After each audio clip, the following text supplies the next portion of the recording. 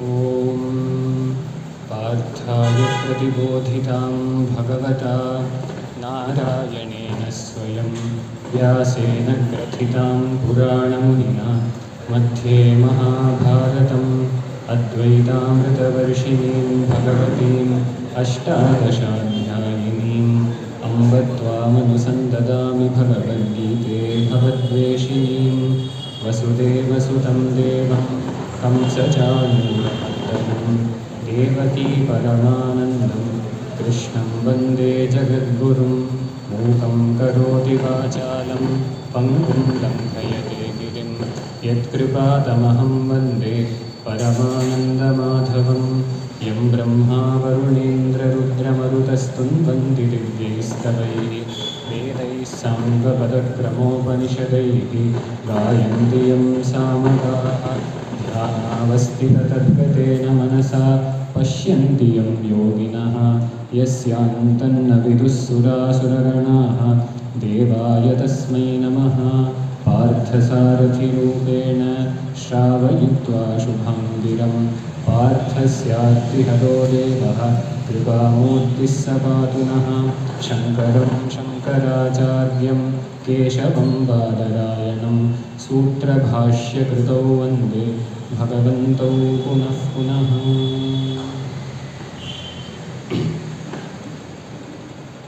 परीक्ष्य लोकान् कर्मचिदान् ब्राह्मणो निर्वेदमायात् नास्ति अकृतः कृतेन. உபனிஷத் சொன்னது யார் இப்படி வந்து பிரவச்சனத்துக்கு உட்காருவார்? யார் உலகத்தை போய் நல்லா பரீட்சை பண்ணி பார்க்குறாரு? உலகத்தில் எல்லாரும் நம்மளுக்கு எக்ஸாம் வச்சு பார்ப்பா. ஆனால் யாருக்கு உலகத்தை எக்ஸாம் வச்சு பார்க்கணுன்ற அறிவு இருக்கோ அவன் தான் இங்கே வந்து உட்காருவான். ஏன்னா நம்ம பிறந்ததுலேருந்து ஏதோ ஒன்று தேடிட்டு இருக்கோம். அதுக்கு என்னெல்லாமோ சொல்லி நம்மளை அலைய விடுற. முதல்ல என்ன சொல்லுவார்? 10th முடிச்சுடு, அதுக்கப்புறம் லைஃப் செட்டில் ஆகிடும். அதுக்கப்புறம் 10th முடிச்சுட்டா இவ்வளோ தூரம் வந்தாச்சு, 12th முடிச்சுடு, உன்னோட லைஃப் செட்டில். எல்லாருக்கும் ரொம்ப பிடிச்ச வார்த்தை செட்டில் ஆகிடலாம்.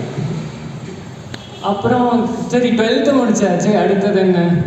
டிகிரி எடுத்துட்டா லைஃப் செட்டில் ஆகிடும். சரி ஒரு டிகிரி எடுத்தால் போருமா? எம்பிஏ பண்ணு. ஒரு வாட்டி ஒரு மாமி என்கிட்ட வந்து சொன்னால், அண்டர் கிராட் எல்லாம் போகாதுப்பா, எம்பிஏ பண்ணணும். என்னோட ஃபீல்டு அது தேவையில்லை மாமி, உனக்கு தேவையில்லை, ஆனால் எம்பிஏ பண்ணலைன்னா பொண்ணு கொடுக்க மாட்டா அப்படின்னு. இப்படி வேணுமோ வேண்டாமோ ஒரு எம்பிஏ பண்ணிடுறது. அதுக்கப்புறம் அடுத்தது கல்யாணம் பண்ணணும். சரி கல்யாணமும் ஆச்சு, அதுக்கப்புறம் குழந்தை எங்கன்னு கேட்கும். இப்படி ஒன்றொன்னா பண்ணி இதை பண்ணி சந்தோஷமாக இருந்துடலாம், அதை பண்ணி சந்தோஷமாக இருந்துடலாம், அதை பண்ணி இதை பண்ணுன்னு மேனேஜ்மெண்ட்டில் இதை கேரட் அண்ட் ஸ்டிக் அப்ரோச்சுன்னு சொல்லுவாங்க.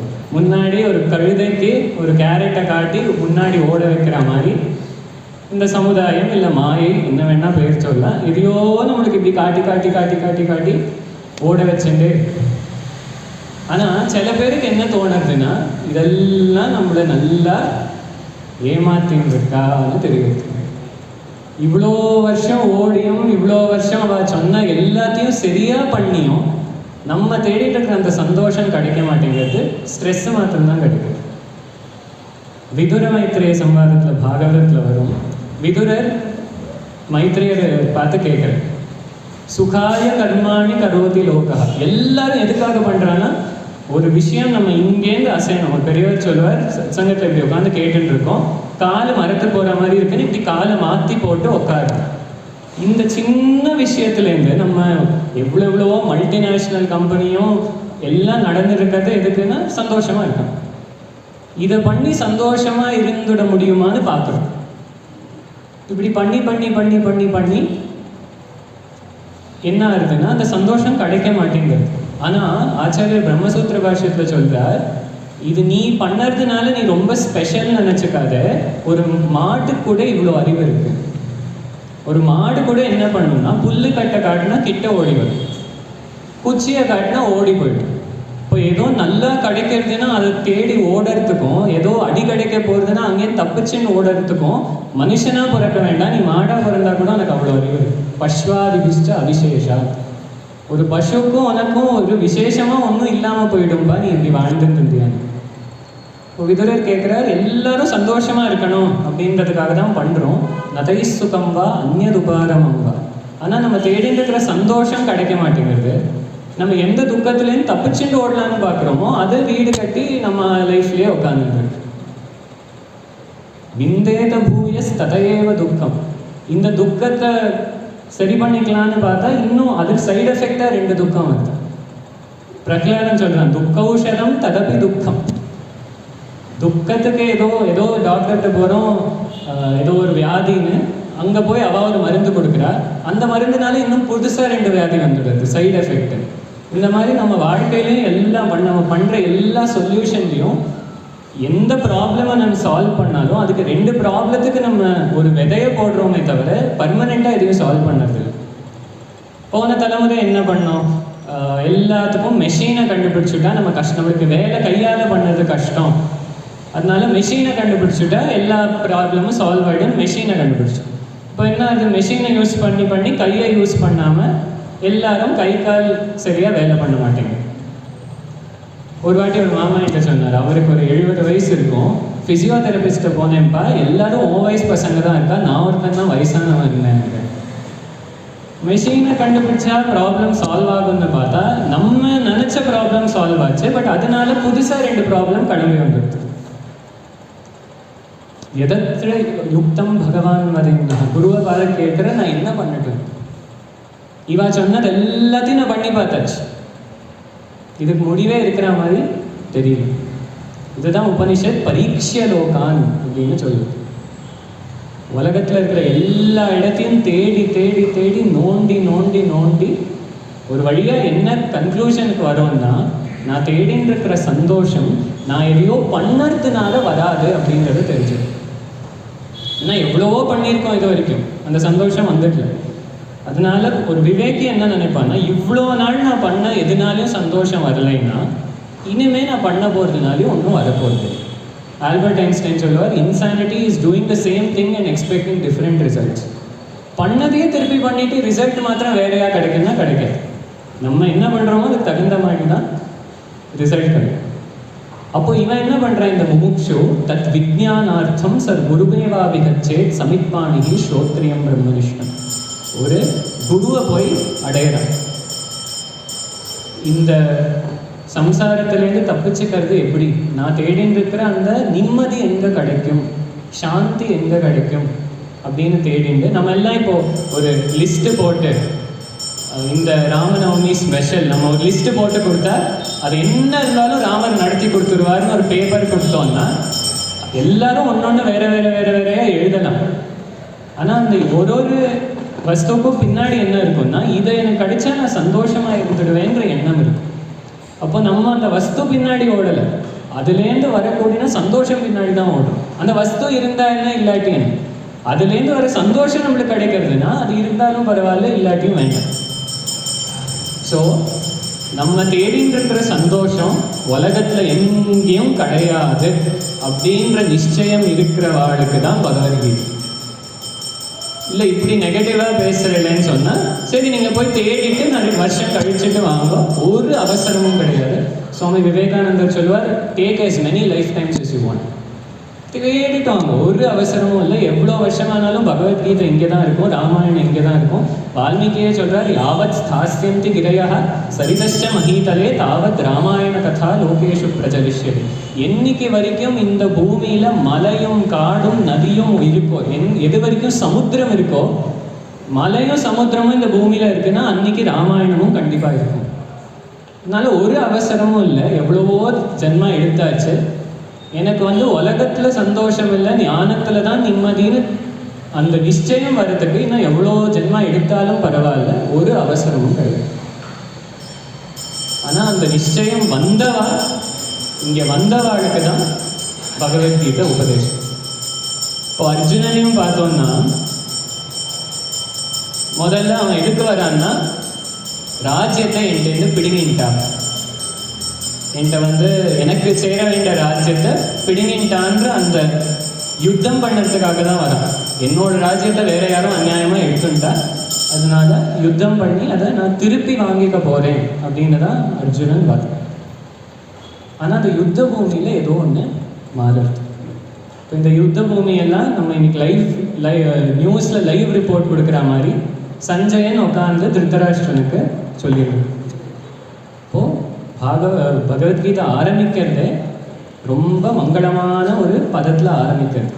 தர்மக்ஷேத்ரே குருக்ஷேத்ரே சமவேதாயுத்சவः மாமகாः பாண்டவாश्चैव கிமகுர்வத சஞ்சயா. திருதராஷ்டிரன் கேட்குறான், தர்மக்ஷேத்திரத்தில், அந்த குருக்ஷேத்திரத்தில், குருன்ற பதத்தை சம்ஸ்கிருதத்தில் பார்த்தா பண்ணு அப்படின்னு அர்த்தம். குரு நான் யாருக்கோ சொன்னேன்னா இதை பண்ணுன்னு அர்த்தம். ஒரு பெரியவர் சொல்லுவார், குருக்ஷேத்திரம் அப்படின்றது வெறும் அங்கே டெல்லி கிட்ட இருக்கிற ஒரு இடம் கிடையாது. நம்ம எதை பண்ணுறோமோ அந்த இடம் தான் நம்மளுக்கு குருக்ஷேத்திரம். நம்ம ஆஃபீஸில் இருக்கோம்னா ஆஃபீஸ் தான் நம்மளுக்கு குருக்ஷேத்திரம். நம்ம வேற ஏதோ ஃபீல்டில் இருக்கோம்னா அதுதான் நம்மளுக்கு குருக்ஷேத்திரம். ஏன்னா இது வெறும் ஒரு யுத்தம் பற்றின ஒரு கிரந்தம்னா நம்ம எதுக்கு இன்னைக்கு படிக்கணும்? நீங்களும் போய் எந்த யுத்தத்தையும் சண்டை போட போகிறது. ஆனால் நம்மளுக்கு எதுக்கு இது பயன்படுறதுன்னா, இது நம்மளோட குருக்ஷேத்திரத்தில் நம்ம எப்படி இருக்கணும் அப்படின்றத பற்றி இருக்கிற ஒரு கிரந்தம். யார் வந்திருக்காங்கன்னா சமவேதா யுயுத்சவா, எல்லாரும் சண்டை போடுறதுக்கு ரெடியாக வந்திருக்காங்க. இப்போ மகாபாரதத்துலேருந்து இல்லை இன்னும் பின்னாடி போனால் யாரும் கேட்ட முந்தானத்துக்கு இப்போல்லாம் ரொம்ப எங்கே பார்த்தாலும் சண்டையாக இருக்கேன் சொல்லி 18 புராணங்களை படித்து பாருங்கோ, தேவாளும் அசுராளும் யுத்தம் பண்ணாத ஒரு புராணமே கிடையாது. சண்டை இல்லாத புராணமே கிடையாது. சண்டை இல்லாத ஒரு கிரந்தன்றது ரிஷிகள் எழுதிட்டே இருக்கு. ஏன்னா நம்ம அதை தான் பண்ணுவோன்னு தெரியும். இந்த வேதம், ராமாயணம், மகாபாரதம் இது எல்லாமே நம்மளோட மனசோட ஒரு ரிஃப்ளெக்ஷன். இப்போ நம்ம எப்படி இருக்கோமோ அது அப்படியே தான் இருக்கும். நம்ம ஒரு ராமாயணத்தில் இந்த மாதிரி விஷயங்கள் எல்லாம் சொல்லாமல், மகாபாரதத்தில் இந்த மாதிரி விஷயங்கள் எல்லாம் சொல்லாமல் இருக்கிறத தான் சொல்லியிருக்கா. அவன் ஒன்றும் புதுசாக இமேஜின் பண்ணி சொல்லியிருக்கா. அவளை சுற்றி நடந்ததை பார்த்து சொல்லியிருக்கா. இப்போது நம்ம வாழ்க்கையில் எங்கே போனாலும் சண்டை இருக்கும், அதை அக்செப்ட் பண்ணிட்டு போயிடும். சண்டை இல்லாமல் இருக்கிறதுக்கு வழியெல்லாம் கொஞ்சம் கஷ்டம்தான். பாகவதத்தில் அந்த அவதூதர் இப்படி நடந்து போயிட்டு இருக்கார். அவதூதருக்கு எல்லாருமே குரு. நம்மளுக்கெல்லாம் சில பேரை தான் நம்மளால குருவாக பார்க்க முடியும். அந்த அவதூதர் சொல்கிறார், சந்திமே குரவோ ராஜன் பகவோ புத்தியுபாஸ்ரிதா, எனக்கு 24 குருக்கள் இருக்காருன்னு சொல்கிறார். யாரவானா எல்லாரும் எனக்கு குரு தான். பிருத்திவி வாயு ஆகாஷா ஆபோக்னி சந்திரமா ரவி பூமி ஆகாஷம் வாயு அக்னி எல்லாரும் எனக்கு குரு தான். இப்படி எல்லாரையும் குருவாக பார்க்குற அந்த அவதூதர் ஒரு ராத்துக்கு வெளியில் போய் உட்காந்துருக்கு. அங்கே தண்ணி கேட்குறார். அந்த பொண்ணு 1 நிமிஷம் தரேன்னு சொல்லிட்டு உள்ளே போகிறோம். இப்போ உள்ளே போகிறத அவளை பொண்ணு பார்க்க வர, அந்த பொண்ணு தண்ணி கொடுக்குறேன்னு சொல்லிட்டு உள்ளே போனால் அவள் ஆனால் பாவம் மறந்துட்டு இருக்கா. இவர் ராத்துக்கு வெளியிலே உட்காந்துருக்கார். அந்த பொண்ணு பார்க்கறதுக்கு எல்லாரும் வர. அப்போது இவ எதையோ உட்காந்து சமையலுக்காக கொட்டின்னு இருக்கா. ஆனால் நிறைய வளையல் போட்டுருக்கு. அப்போ என்ன ஆகுதுன்னா, அந்த வளையலோட சத்தம் ஜல் ஜல் ஜல் ஜல்னு கேட்டுட்டே இருக்கு. இப்போ எல்லாரும் பொண்ணு பார்க்க வந்திருக்கா, எல்லாரும் சைலண்டாக உட்காந்துருக்கா, இல்லை ஏதோ பேசிட்டு இருக்கா. அப்போ அந்த ஜல் ஜல் ஜல்னு சத்தம் கேட்கறது இது சரியா இல்லைன்னு சொல்லிட்டு எல்லா வளையலையும் கழட்டிட்டு இந்த கையில் 2 வளையல், இந்த கையில் 2 வளையல் மாத்திரம் போட்டுக்கிறேன். அப்போவும் கொஞ்சம் டிங் டிங் டிங்னு ஒரு சத்தம் கேட்குது. அப்புறம் அதையும் கழட்டி போட்டுட்டு இந்த கையில் ஒரே ஒரு வளையல், இந்த கையில் ஒரே ஒரு வளையல் போட்டுட்டு அப்புறம் அவள் வேலையை அவள் கண்டினியூ பண்ணுறா. அப்போது ஒரு சத்தமும் வருதில்லை. நம்மளுக்கெல்லாம் இது ரொம்ப ஒரு சாதாரணமான இன்சிடெண்ட். ஆனால் அந்த ஞானிக்கு இதுவே ஒரு உபதேசமாக இருக்குது. அவர் சொல்கிறார், வாசே பகூனாம் கலஹ பவேத் வார்த்தா துவயோரபி ஏக ஏவ சரேத் தஸ்மாத் குமாரியாய்வ கங்கணாக. நிறைய பேர் ஒரு இடத்துல இருந்தால் அந்த நிறைய வளையல் எப்படி சத்தம் பண்ணித்தோ அந்த மாதிரி ஏதாவது கலகம் நடந்துகிட்டே இருக்கும். ஒன்றும் பண்ண முடியாது. ஹியூமன் நேச்சர், நம்மளால ஒன்றும் மாற்ற முடியாது. இந்த சைக்காலஜியில் ரிக்ரெஷன் டு அடாலசன்ஸ்னு ஒரு கான்செப்ட் இருக்குது. என்ன சொல்கிறான்னா, நீங்கள் ரொம்ப நல்லா படித்தவா, ரொம்ப நல்ல பொசிஷனில் இருக்கிறவா, இவ எல்லாரையும் கூப்பிட்டு ஒரு ரூமில் உட்கார வச்சு ஒரு குரூப் ஃபார்ம் பண்ணால் அந்த குரூப் உடனே ஹைஸ்கூல் குழந்தைகளை மாதிரி பிஹேவ் பண்ண ஆரம்பிச்சுடுவாங்க. ப்ரூவன் ஃபேக்ட் இது. ரிக்ரெஷன் டு அடாலசன்ஸ்னு பேர். இப்போ நம்மளே நினச்சிப்போம், இவெல்லாம் தனித்தனியாக பேசும்போது நல்லா தான் இருக்கா, ஆனால் இவ எல்லாரும் ஒன்று சேர்ந்துட்டானா ஏதோ ஆயிடுறதேன்னு நம்ம நினச்சிக்கிறோம். அது ஒன்று சேர்ந்த உடனே அவள் எவ்வளோ அறிவழிக்கிறவாளாக இருந்தாலும், எவ்வளோ பெரிய பதவியில் இருக்கிறவாளாக இருந்தாலும் ஹைஸ்கூல் குழந்தைகளை மாதிரி ஆகிடும். அதனால நம்ம எங்கே போனாலும் சமவேதா யுயுத்சவஹா. இதில் நம்ம என்ன பண்ணுறோம்னா, திருதராஷ்டிரன் இது வரைக்கும் மகாபாரதத்தில் எங்கே கேட்டாலும் பாண்டவாளா என்னோட பிள்ளைகள் மாதிரி தானே, என்னோட அண்ணா பிள்ளைகள்னு கூட நான் பார்க்கறது இல்லை, என்னோட சொந்த பிள்ளைகள் மாதிரி தான் அவளை நான் வச்சிருக்கேன்னு எல்லாம் சொல்லுவேன். ஆனால் இங்கே யுத்தம்னு வர உடனே உண்மை வெளியில் வருது. மாமகாக பாண்டவாஷ்சைவ கிமகுருவத சஞ்சய். என்னோட பசங்க என்ன பண்ணுறா, பாண்டவா என்ன பண்ணிட்டு, என்னோட பசங்க மாமகாக என்ன சேர்ந்தவா என்ன பண்றா, பாண்டவா என்ன பண்றா. இது திருதராஷ்டிரன் மாத்திரம் பண்ணதில்லை, நம்ம எல்லாரும் பண்ணக்கூடிய ஒரு விஷயம். உபனிஷத்தை இதை சொல்லுது. யாக்ஞவல்கர் எல்லாத்தையும் விட்டுட்டு தியாகம் பண்ணிட்டு காட்டு கிளம்புறார். அவருக்கு 2 பொண்டாட்டி. அப்போ என்ன பண்றாரு, நீங்க உங்களுக்கு என்ன வேணும்னு சொல்லுங்க, நான் உங்களுக்கு அதெல்லாம் பிரிச்சு கொடுத்துட்டு போயிடுறேன்னு சொல்றாரு. அப்போ மைத்ரேயி கேட்குறா, இதெல்லாம் வச்சுட்டு சந்தோஷமா இருக்க முடியும்னா நீங்களே இங்கே இருந்திருப்பேன், நீங்க எது கிளம்புறேன், எனக்கு ஏதோ தரேன். நம்ம எல்லாம் என்ன பண்ணுவோம், யாராவது ஏதாவது தரேன்னு சொன்னால் கொடுங்கன்னு வாங்கி பையில போட்டுருவோம். ஆனால் இவ ரிஷி பத்னி ஆனதுனால, ரிஷிகா ஆனதுனால கேட்குறா, இதெல்லாம் வச்சுன்னு சந்தோஷமா இருக்கலாம்னா நீங்களே இருக்க வேண்டியது தானே, நீங்கள் எது கிளம்பி போகிறீங்க. அப்போது அவருக்கு தெரிஞ்சுடாது, இவளுக்கு விஷயம் தெரிஞ்சாச்சு. திருப்பி கேட்குறேன், இதெல்லாம் வச்சுட்டு நம்மளால சந்தோஷமா இருந்துட முடியுமா? யாக்ஞவல்கர் சொல்றார், இல்லைம்மா முடியாது. அப்போ நீங்க எந்த சத்தியத்துக்காக இதெல்லாத்தையும் தியாகம் பண்ணிட்டு போறீங்களோ அந்த சத்தியத்தை எனக்கு உபதேசம் பண்ணணும்னு கேட்கு. அப்போ பிரதாரண்யக உபநிஷத்துல அந்த ரிஷி பண்ற உபதேசம், நவாரே பத்யு காமாய பதிஸ்பிரியோ பவதி ஆத்மனஸ்து காமாய பதிஸ்பிரியோ பவதி. என்னோட புருஷன்கிட்ட எனக்கு பிரியம் இருக்குன்னா அது எதனாலனா புருஷன்றதுனால இல்லை, என்னோட புருஷன்றதுனால. என்னோட பத்னி கிட்ட நவாரே பத்யு ஜாயாயே காமாய ஜாயா பிரியா பவதி ஆத்மனஸ்து காமாய ஜாயா பிரியா பவதி. என்னோட பத்னி கிட்ட பிரியம் இருக்குன்னா அது பத்னிக்காக கிடையாது, எனக்காக, என்னோட பத்னி. இதே மாதிரி குழந்தைகளுக்குன்னு சொல்றார். குழந்தைன்றதுக்காக சாதாரணமாக எந்த குழந்தைய பார்த்தாலும் எல்லாருக்கும் ஒரு பிரியம் வருது சகஜம். ஆனால் என்னோட குழந்தைன்னு வர்றது தான் அந்த பிரியம் ஜாஸ்தியாக இருக்கே தவிர பக்கத்தாத்து பிள்ளைகிட்டயோ பக்கத்தாத்து பொண்ணுகிட்டயோ அந்த மாதிரி பாசம் வர சான்ஸே இல்லை. அப்போது எல்லாமே எப்போ நம்மளுக்கு பிரியமாகுது, ஆத்மனஸ்து காமாய சர்வம் பிரியம் பவதி. எப்போ எல்லாமே என்னோடதாக இருக்கும் அப்போதான் அது நம்மளுக்கு ரொம்ப பிடிச்சதா இருக்கும். எது என்னோட தில்லியோ அதுக்கும் நம்மளுக்கும் சம்பந்தமே இல்லை. இப்போ நம்மளும் என்ன பண்ணிட்டு இருக்கோம்னா திருதராஷ்டிரனை மாதிரி மாமகாக பாண்டவாகான்னு எல்லாத்தையும் பிரிச்சுருக்கோம்.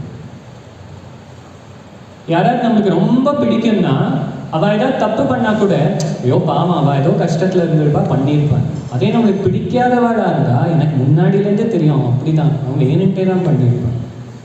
இப்போ அதே தப்பு தான், தப்பு மாறுறது இல்லை. ஆனால் ஐயோ பாவன்னு நம்ம சொல்லறதுக்கும் இல்லாட்டி அவன் வேணுன்ட்டே தான் பண்ணியிருப்பான்னு நம்ம சொல்லறதும் எதனாலனா நம்ம அகங்காரத்தினால. பிரச்சனை இங்கே, அங்கே இல்லை. சாதாரணமாக சொல்லுவா, குடிகாரன் கண்ணுக்கு உலகமே ஆடுற மாதிரி தெரியும். அதனால நம்ம இந்த உலகத்தை நம்ம அகங்காரம் அப்படின்ற கண்ணாடி வழியாக தான் பார்க்குறோமே தவிர உலகத்தை இருக்கிற மாதிரி யாருமே பார்க்கறது. இதே யாராவது ரொம்ப கஷ்டப்பட்டு வேலை பண்ணிட்டு இருந்தா ஐயோ அவ வேலை பண்ணுறத பார்த்தா அப்படியே ஹனுமார் வந்து ராமருக்கு கைங்கரியம் பண்ணுற மாதிரி இருக்குன்னு. இதே நம்மளுக்கு அவளை பிடிக்கலைன்னா அவருக்கு வேலையெல்லாம் ஒன்றும் தெரியாது, சும்மா வேலை பண்ணுற மாதிரி இங்கேயும் அங்கேயும் ஓடின்னு இருப்பார். அதுவும் நீ வேணா பாரு, 4 பேர் வந்தால் தான் வெளியில் வருவார், அது வரைக்கும் உள்ள சும்மா உட்காந்துட்டு இருப்பார்.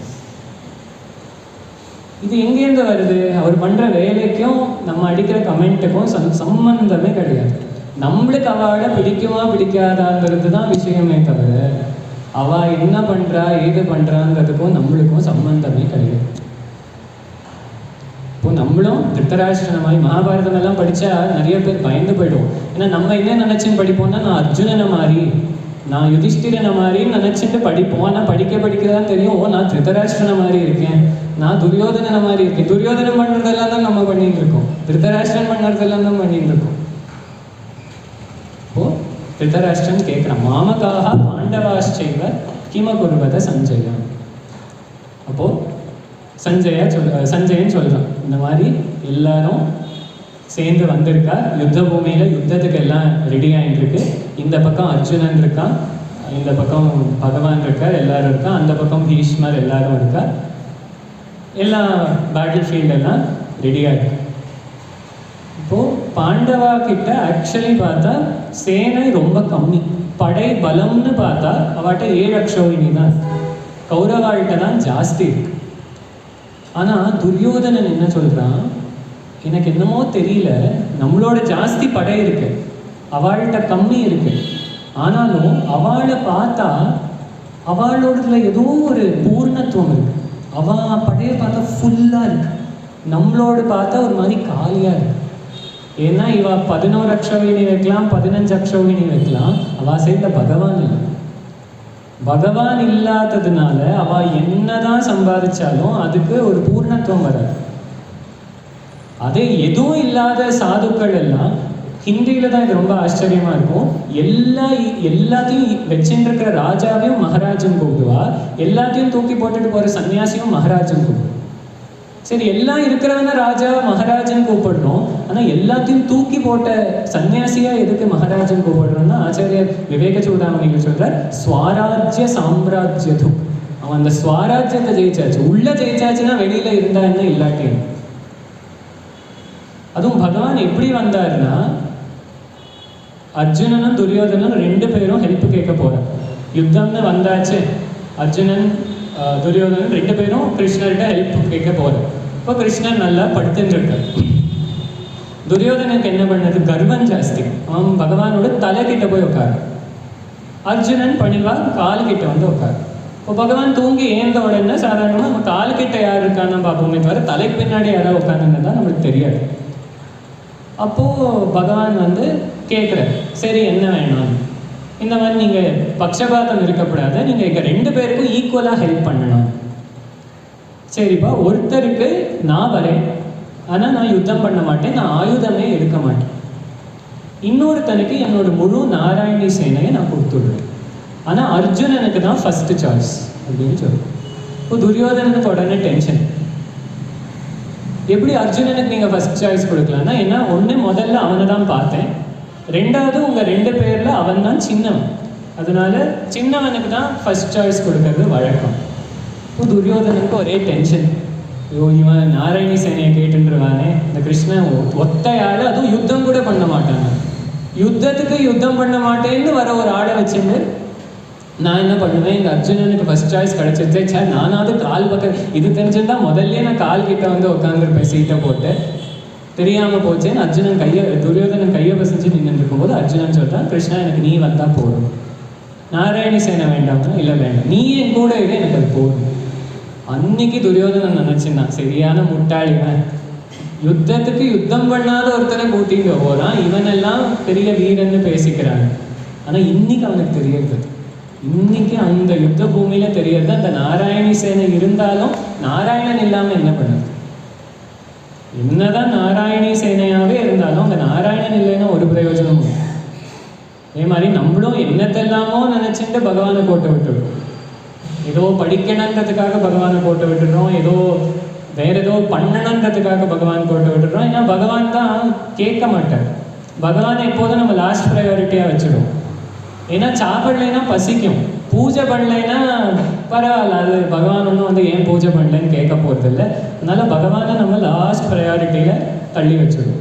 மற்றதெல்லாம் முடிச்சுக்கலாம், அப்புறம் டைம் இருந்தால் தோணித்துனா பூஜை பண்ணிக்கலாம்.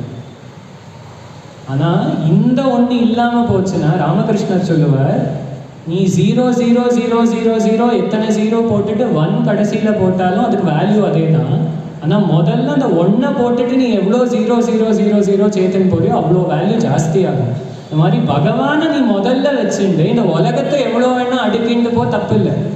ஆனால் உலகத்தை அடுக்கிண்டு போயிட்டு கடைசியில் நிறைய பேருக்கு என்னென்னா, எப்போ இந்த பகவத்கீதை படிக்கணும்னா கை காலெல்லாம் ஆட்டம் காண்டு பெட்டில் படுத்துன்னு இருக்கும்போது இன்னுமே பெட்லேருந்து ஏந்திருக்கவே முடியாது அப்படின்ற சந்தர்ப்பத்தில் யாரோ வந்து பகவத்கீதை காதில் விழட்டும்னு படிக்கணும். ஆனால் இப்போ சின்ன வயசில் படித்தா அதெல்லாம் இந்த வயசுலேயே எதுக்கு படிக்கணும், இவ்வளோ சீக்கிரம் எதுக்கு அதெல்லாம் படிக்கணும், இப்போவே அதெல்லாம் எதுக்கு படிக்கணும்னு ஒரு டவுட். அதுதான் ராமகிருஷ்ணர் கிளியராக சொல்லுவார், முதல்ல இந்த ஒன்றை போட்டுடும்.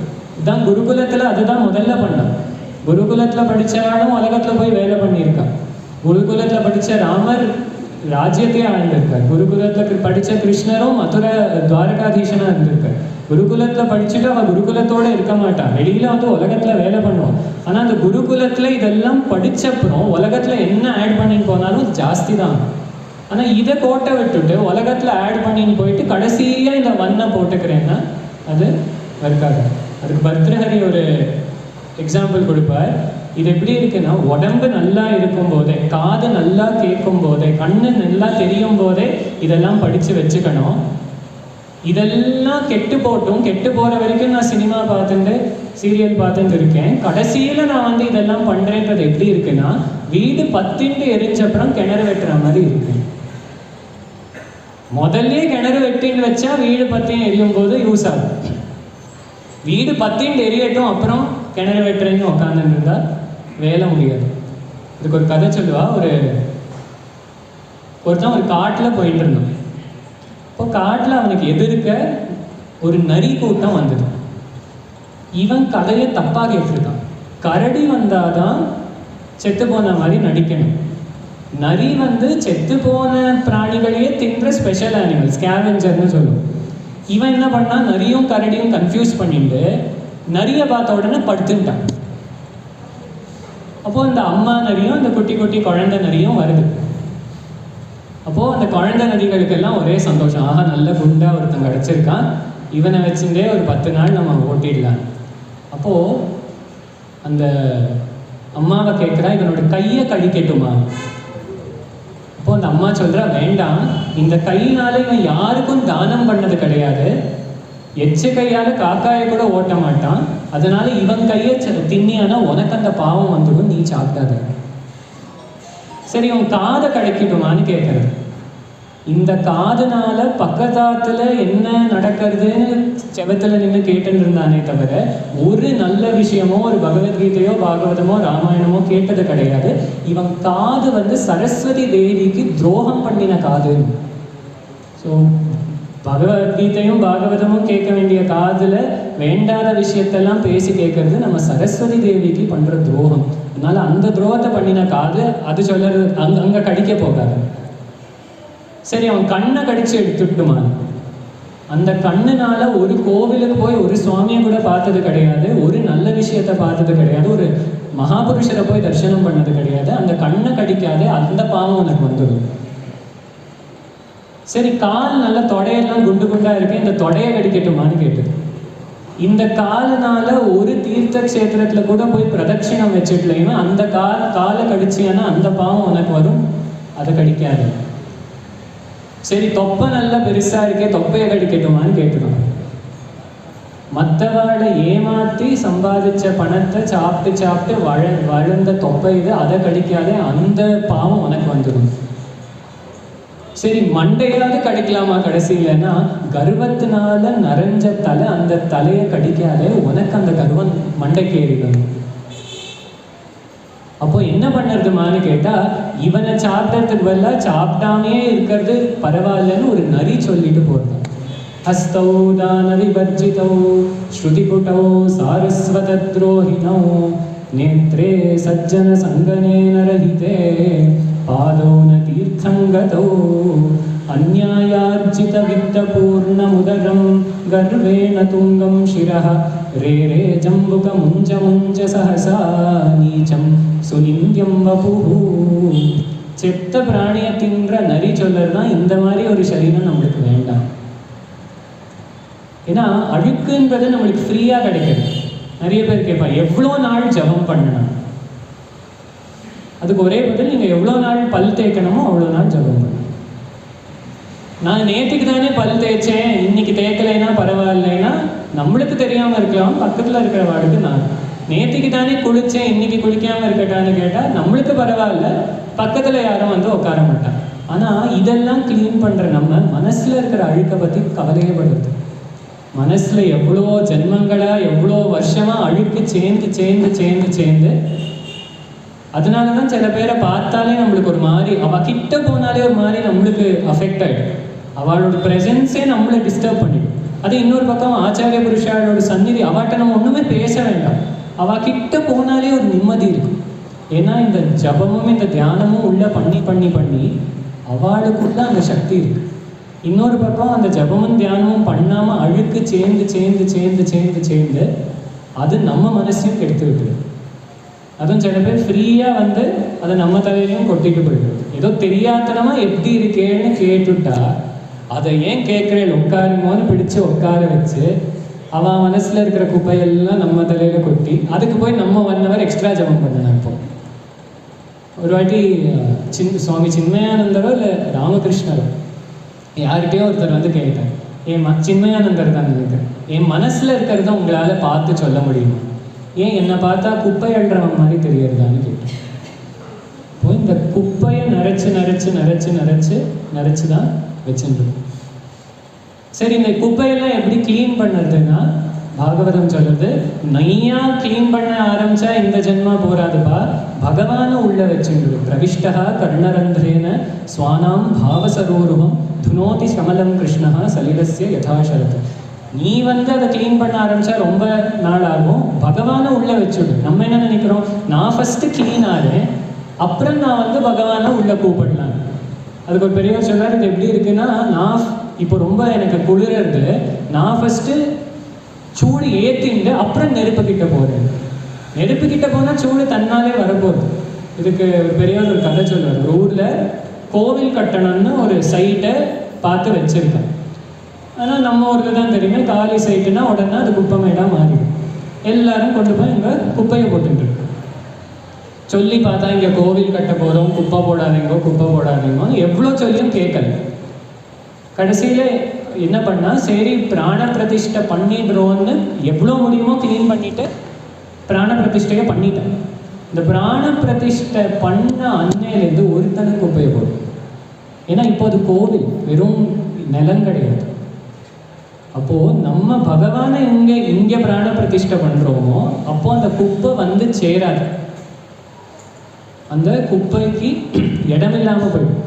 இது ஆச்சாரியர் சிவானந்தலரியில் சொல்றார், மா கச்சத்வமிதஸ்ததோ கிரிஷபோ மய்யேவ வாசம் குரு சுவாமின் ஆதி கிராதமாமகமனः காந்தார சீமாந்தரே வர்த்தந்தே பகுஷா மிருகோ மதஜுஷா மாத்சர்யமோகாதயः தான் ஹத்வா மிருகயா வினோதருச்சிதா லாபம் ச சம்பிராப்ஸ்யசி. அந்த ஆதி கிராத மூர்த்தி வேட்டைக்காரனாக இருக்கிற பரமேஸ்வரனை பார்த்து கேட்குறார், எங்கே வேட்டையாட போகிறேன்? காட்டுக்கு வேட்டையாட போகிறேன். காட்டுக்கெல்லாம் போகண்டா, ஒரு ரொம்ப பயங்கரமான காடு நான் உங்களுக்கு காட்டி தரேன். எங்கன்னா மம மனஹா, என்னோட மனசுன்ற ஒரு பயங்கரமான காடு இருக்கு. அங்கே பயங்கரமான மிருகம் எல்லாம் இருக்கு. மாத்சரியம், பொறாமை, மற்றவாளை பார்த்தா வெறுப்பு, ஆசை, கோபம், இந்த மாதிரி நிறைய மிருகங்கள் என்னோட மனசுக்குள்ளே இருக்கு. இந்த மனசுக்குள்ளே இருக்கிற மிருகங்கள் எல்லாம் நீங்கள் வேட்டையாடிக்கோங்க. உங்களுக்கும் வேட்டையாடின மாதிரி ஆச்சு, எனக்கும் அந்த மிருகங்கள் எல்லாம் ஒழிஞ்ச மாதிரி ஆச்சு. இதை எல்லா மகாபுருஷாலும் பார்த்தா பகவான்கிட்ட பண்ண ஒரே பிரார்த்தனை, நீ வந்து என் மனசுக்குள்ளே இரு. இதே பிரார்த்தனை தான் அது அம்பாளாக இருக்கட்டும், சிவனாக இருக்கட்டும், விஷ்ணுவாக இருக்கட்டும், யாருக்கிட்டையும் பக்தாள் போய் பிரார்த்தனை பண்ணுவாங்க. இப்படி அந்த பகவான் எப்போ நம்ம கிட்ட இருக்காரோ நம்ம வாழ்க்கை பூர்ணமாக இருக்கும். அதை யாருன்னா பார்க்குற மற்ற வாழ்க்கே தெரியும். ஒன்றும் இல்லை, ஆனால் ஏதோ சந்தோஷமாக இருக்கு. சன்னியாசிகள் கிட்ட இருந்து பார்த்தவாளுக்கு தான் இது தெரியும். இப்போ நான் இதை எவ்வளோ வாயால் கதையாக சொன்னாலும் எந்த அளவுக்கு புரியும்னு தெரியாது. ஒரு சன்னியாசி ஒரு சாதுவை ரொம்ப நெருக்கத்தில் இருந்து பார்த்தவாளுக்கு இது தெரியும். அவகிட்ட ஒன்றும் கிடையாது, அவளுக்கு யாரும் வேண்டாம், ஆனால் சந்தோஷமாக இருப்பாள். நம்ம எதெல்லாம் வச்சுட்டா சந்தோஷமாக இருக்கலாம்னு நினைக்கிறோமோ அது எதுவும் அவள்கிட்ட இருக்காது. ஆனால் நம்மக்கிட்ட இல்லாத சந்தோஷம் மாத்திரம் அவள்கிட்ட பூர்ணமாக இருக்கும். ஏன்னா அவள்கிட்ட பகவான் இருக்கு. அப்படி அந்த பகவத் சாநித்தியம் இல்லாததோட குறை துரியோதனனுக்கு இப்போ தெரியும். ஆனால் அர்ஜுனனுக்கு என்ன ஆகுது? அர்ஜுனனுக்கு திடீர்னு அந்த பொசிஷனில் உட்கார்ந்த உடனே ஒரு கர்வம். பகவானை காலில் விழுந்து கையில் விழுந்து என் கூட இருங்கன்னு கூட்டின்னு வந்திருக்கான். ஆனால் அந்த பொசிஷனில் உட்கார்ந்த உடனே சொல்கிறான், சேனையோர் உபயோர் மத்திய ரதம் ஸ்தாபயமேச்சுத. ஏ கிருஷ்ணா, தேரை ஓட்டின்னு போய் 2 இவாளுக்கு நடுவில் போய் நிறுத்து. என் கூட யார் யுத்தம் பண்ண வந்திருக்கான்னு நான் பார்க்கணும். கயிர் மயாசக யோத்தமே, யார் என்கிட்ட யுத்தம் பண்ண வந்திருக்கா நான் பார்த்துடுறேன். அந்த அர்ஜுனனோட வீரியம். இப்போ பகவான் பார்க்குறார், இவனுக்கும் கொஞ்சம் கிளாஸ் எடுக்க வேண்டியிருக்கு. ஏன்னா கிருஷ்ணாவதாரத்தில் தனியாக உபதேசத்துக்கு டைமு, தனியாக யுத்த காண்டங்கள்லாம் கிடையாது. ராமாயணத்தில் யுத்த காண்டம் நடுவில் அங்கங்கே யுத்தம் வரும். தாட்டகை சண்டை போட்டது இங்கே அங்கங்கே வரும். ஆனால் மெயினாக ஒரு யுத்த காண்டம் இருக்குது. கிருஷ்ணாவதாரத்தில் ஸ்டார்டிங் டு எண்ட் யுத்தம் தான். பூதனாலேருந்து ஆரம்பித்து கடைசியில் யாதவ குலமே அழியிற வரைக்கும் கண்டினியூஸாக ஏதோ சண்டை. அதனால தனியாக கிளாஸுக்கு டைம் 6:45 to 8:45 அப்படியெல்லாம் கிடையாது கிருஷ்ணாவதாரத்தில். எப்போ டைம் கிடைக்கிறதோ உபதேசம். அப்போது பகவான் என்ன பண்ணார், அர்ஜுனனோட வீக் பாயிண்ட் என்னன்னு தெரியும். நேராக ரதத்தை கொண்டு போய் நிறுத்தி வச்சுட்டு, உவாச்ச பார்த்த பஷ்யேதான் சமவேதான் குருநிதி. அர்ஜுனா, யாரையோ பார்க்கணும்னு சொன்னியே பாரு. உனக்கு ரொம்ப பிடிச்ச பீஷ்மாச்சாரியர் வந்திருக்கார், உனக்கு ரொம்ப பிடிச்ச துரோணாச்சாரியர் வந்திருக்கார், அப்புறம் உன்னோட அண்ணா தம்பிகள் எல்லாம் வந்திருக்கா பாரு. குரு காட்டி கொடுக்குறார் உலகத்தை. இது வரைக்கும் அவனுக்கு தெரியும், அந்த சைடு பீஷ்மர் இருக்க போறார், துரோணர் இருக்க போறார், என்னோட அண்ணா தம்பி எல்லாம் இருக்க போறார், எல்லாம் தெரியும் அவனுக்கு, அர்ஜுனனுக்கு. ஆனால் அதை டைரெக்டாக ஃபேஸ் பண்ணும்போது அவளால் முடியறது. அப்போது வியாசர் சொல்கிறார், அங்கே வந்து அர்ஜுனன் என்னத்தை பார்த்தான், தத்ரா பஷ்யத் ஸ்திதான் பார்த்த பித்ருந பிதாமஹான். அவன் வந்து இவாளெல்லாம் அதர்மம் பண்ணுற ராஜாக்கள், தர்மத்தை தர்ம கட்டுப்பாடில் இல்லாத க்ஷத்ரியான்னு பார்க்குறேன். இவாள்லாம் எனக்கு அப்பா மாதிரி, இவாள்லாம் எனக்கு தாத்தா மாதிரி, இவாள்லாம் எனக்கு சம்பந்திகள், இது என்னோட அண்ணா, இது என்னோட தம்பி, இது என்னோட மருமகன்னு பார்த்தாங்க. இப்போ இருக்கிற விஷயம் என்ன, தர்மத்துக்கும் அதர்மத்துக்கும் நடுவில் நடக்கிற யுத்தம். ஆனால் நம்ம என்ன பண்ணுறோம்னா நம்ம ஈகோவை அதுக்குள்ளே பூத்திடும். அர்ஜுனன் என்ன பண்ணா, இது தர்மம் அதர்மம்னு பார்க்கல, இவாள்லாம் என்னோடு சொந்தக்காரா. இது வரைக்கும் 1000 யுத்தம் பண்ணியிருக்கா அர்ஜுனன். தனியாக நின்று இவாளெல்லாம் அடித்து ஒழிச்சு கட்டிடுவாங்க. இவா மகாபாரதத்தில் பார்த்தா இவாளெல்லாம் இந்த வார் டாக்டிக்ஸ் டிஸ்கஸ் பண்ணும்போது எல்லாம் நல்லா பிளான் பண்ணுவாள். ஆனால் கௌரவா சைடில் துரியோதனனுக்கு இது ரொம்ப இரிட்டேட் ஆகிடும். என்ன சொன்னாலும் கடைசியில் என்ன சொல்லுவான்னா, பிளான் எல்லாம் சரி, அர்ஜுனன் அங்கே வராமல் நீங்கள் பார்த்துக்கணும். நம்ம என்ன வேணால் பிளான் பண்ணலாம், என்ன வேணால் பண்ணலாம், அந்த நேரத்துக்கு அர்ஜுனன் அங்கே வந்துட்டான்னா எங்களால் ஒன்றும் பண்ண முடியும். அவன் முன்னாடியெல்லாம் எங்களால் ஒன்றும் பண்ண முடியும். அப்படி இருக்கிற அர்ஜுனன் எவ்வளவோ யுத்தம் பண்ணியிருக்கான். யுத்தம் பண்ண தெரியாமல் ஒன்றும் இல்லை, அது அவனுக்கு நேச்சுரலாக வர ஒரு விஷயம். துரோணாச்சாரியர் சொல்லி கொடுக்கறதுக்கு முன்னாடியே அவன் வந்து அந்த கிளியை காட்டிட்டு என்ன தெரியறதுன்னா, பீமன் வந்து எனக்கு ஆகாசமே தெரியறதுன்னா, நகுல சதேவாயெல்லாம் எனக்கு மரம் தெரியறதுன்னா, யுதிஷ்டிரனும் எனக்கு மரத்தோட அந்த பிரான்ச் தெரியறது, அந்த கிளி தெரியறதுன்னா, அர்ஜுனன் ஒருத்தன் தான் எனக்கு அந்த கிளியோட கண்ணை தவிர வேற எதுவும் தெரியாது. இப்போ துரோணாச்சாரியர் கொடுத்த ட்ரைனிங் கூட அப்புறம் தான், இது அவனுக்கு ரத்தத்திலேயே ஊறி வந்தது வில்வித்தை. அப்படி இருக்கிற அர்ஜுனன் திடீர்னு நடு யுத்த பூமியில் உட்காந்து ஓன்னு அழ ஆரம்பிச்சான்.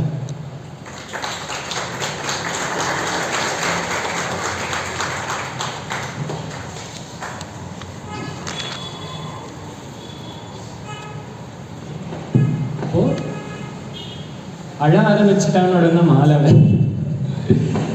ஸோ நடு யுத்த பூமியில் அர்ஜுனன், இவ்வளோ யுத்தம் பண்ண தெரிஞ்ச அர்ஜுனன் கூட நடு யுத்த பூமியில் உட்காந்து அழ ஆரம்பிச்சு. ஏன்னா தத்ரா பஷ்யத் ஸ்திதான் பார்த்த பித்ருந பிதாமஹான். அவன் வந்து அவளை அதர்மம் பண்ணுறவானோ கிரிமினலாக பார்க்கல. ஒரு ஆர்மி ஆஃபீஸரோ ஒரு போலீஸ் ஆஃபீஸரோ ஒரு குற்றவாளின்னு பார்க்காம என்னோட தம்பி என்னோட அண்ணான்னு பார்த்துட்டான்னா அவனால் அவனோட தர்மத்தை பண்ண முடியாது, அவனோட டியூட்டி அவனால் பண்ண முடியாது.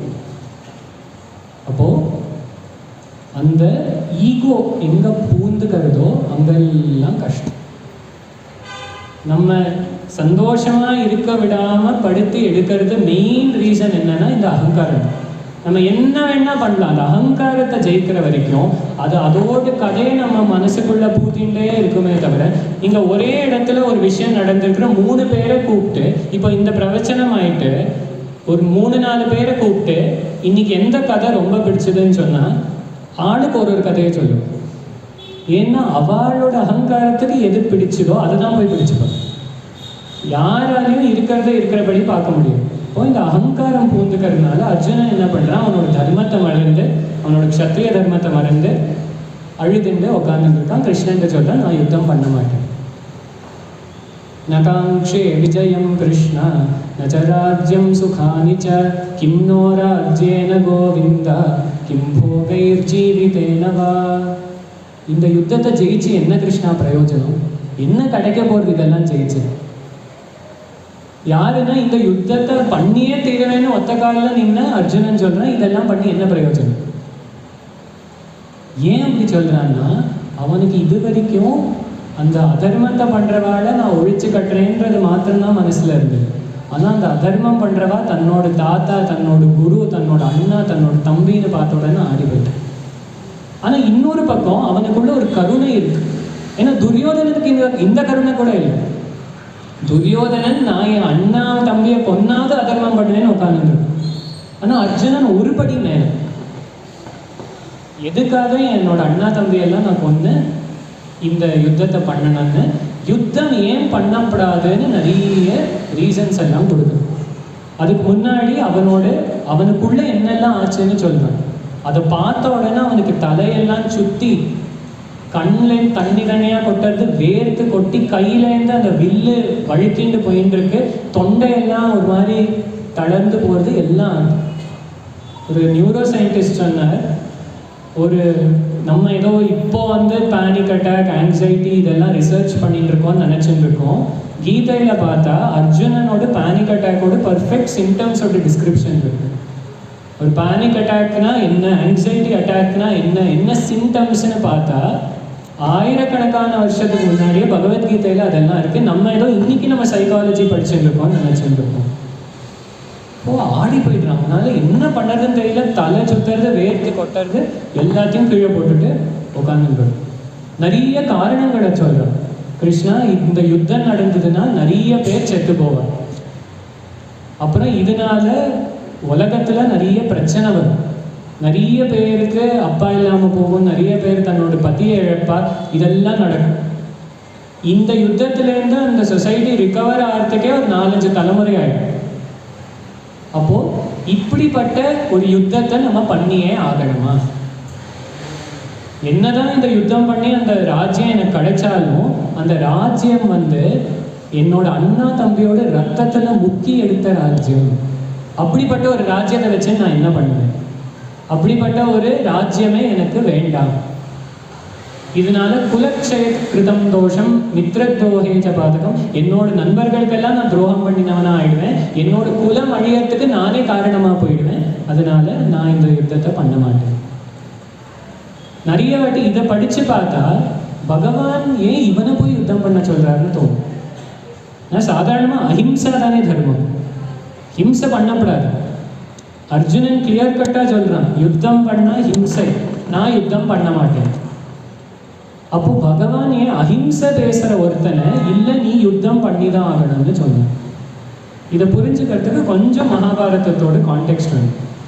இப்போ கௌரவாள் என்ன பண்ணிட்டு இருக்கான்னா, பிறந்ததுலேருந்து சின்ன வயசுலேருந்து இவாளை எப்படி தீர்த்து கட்டுறதுன்னு பார்த்துருக்கான்.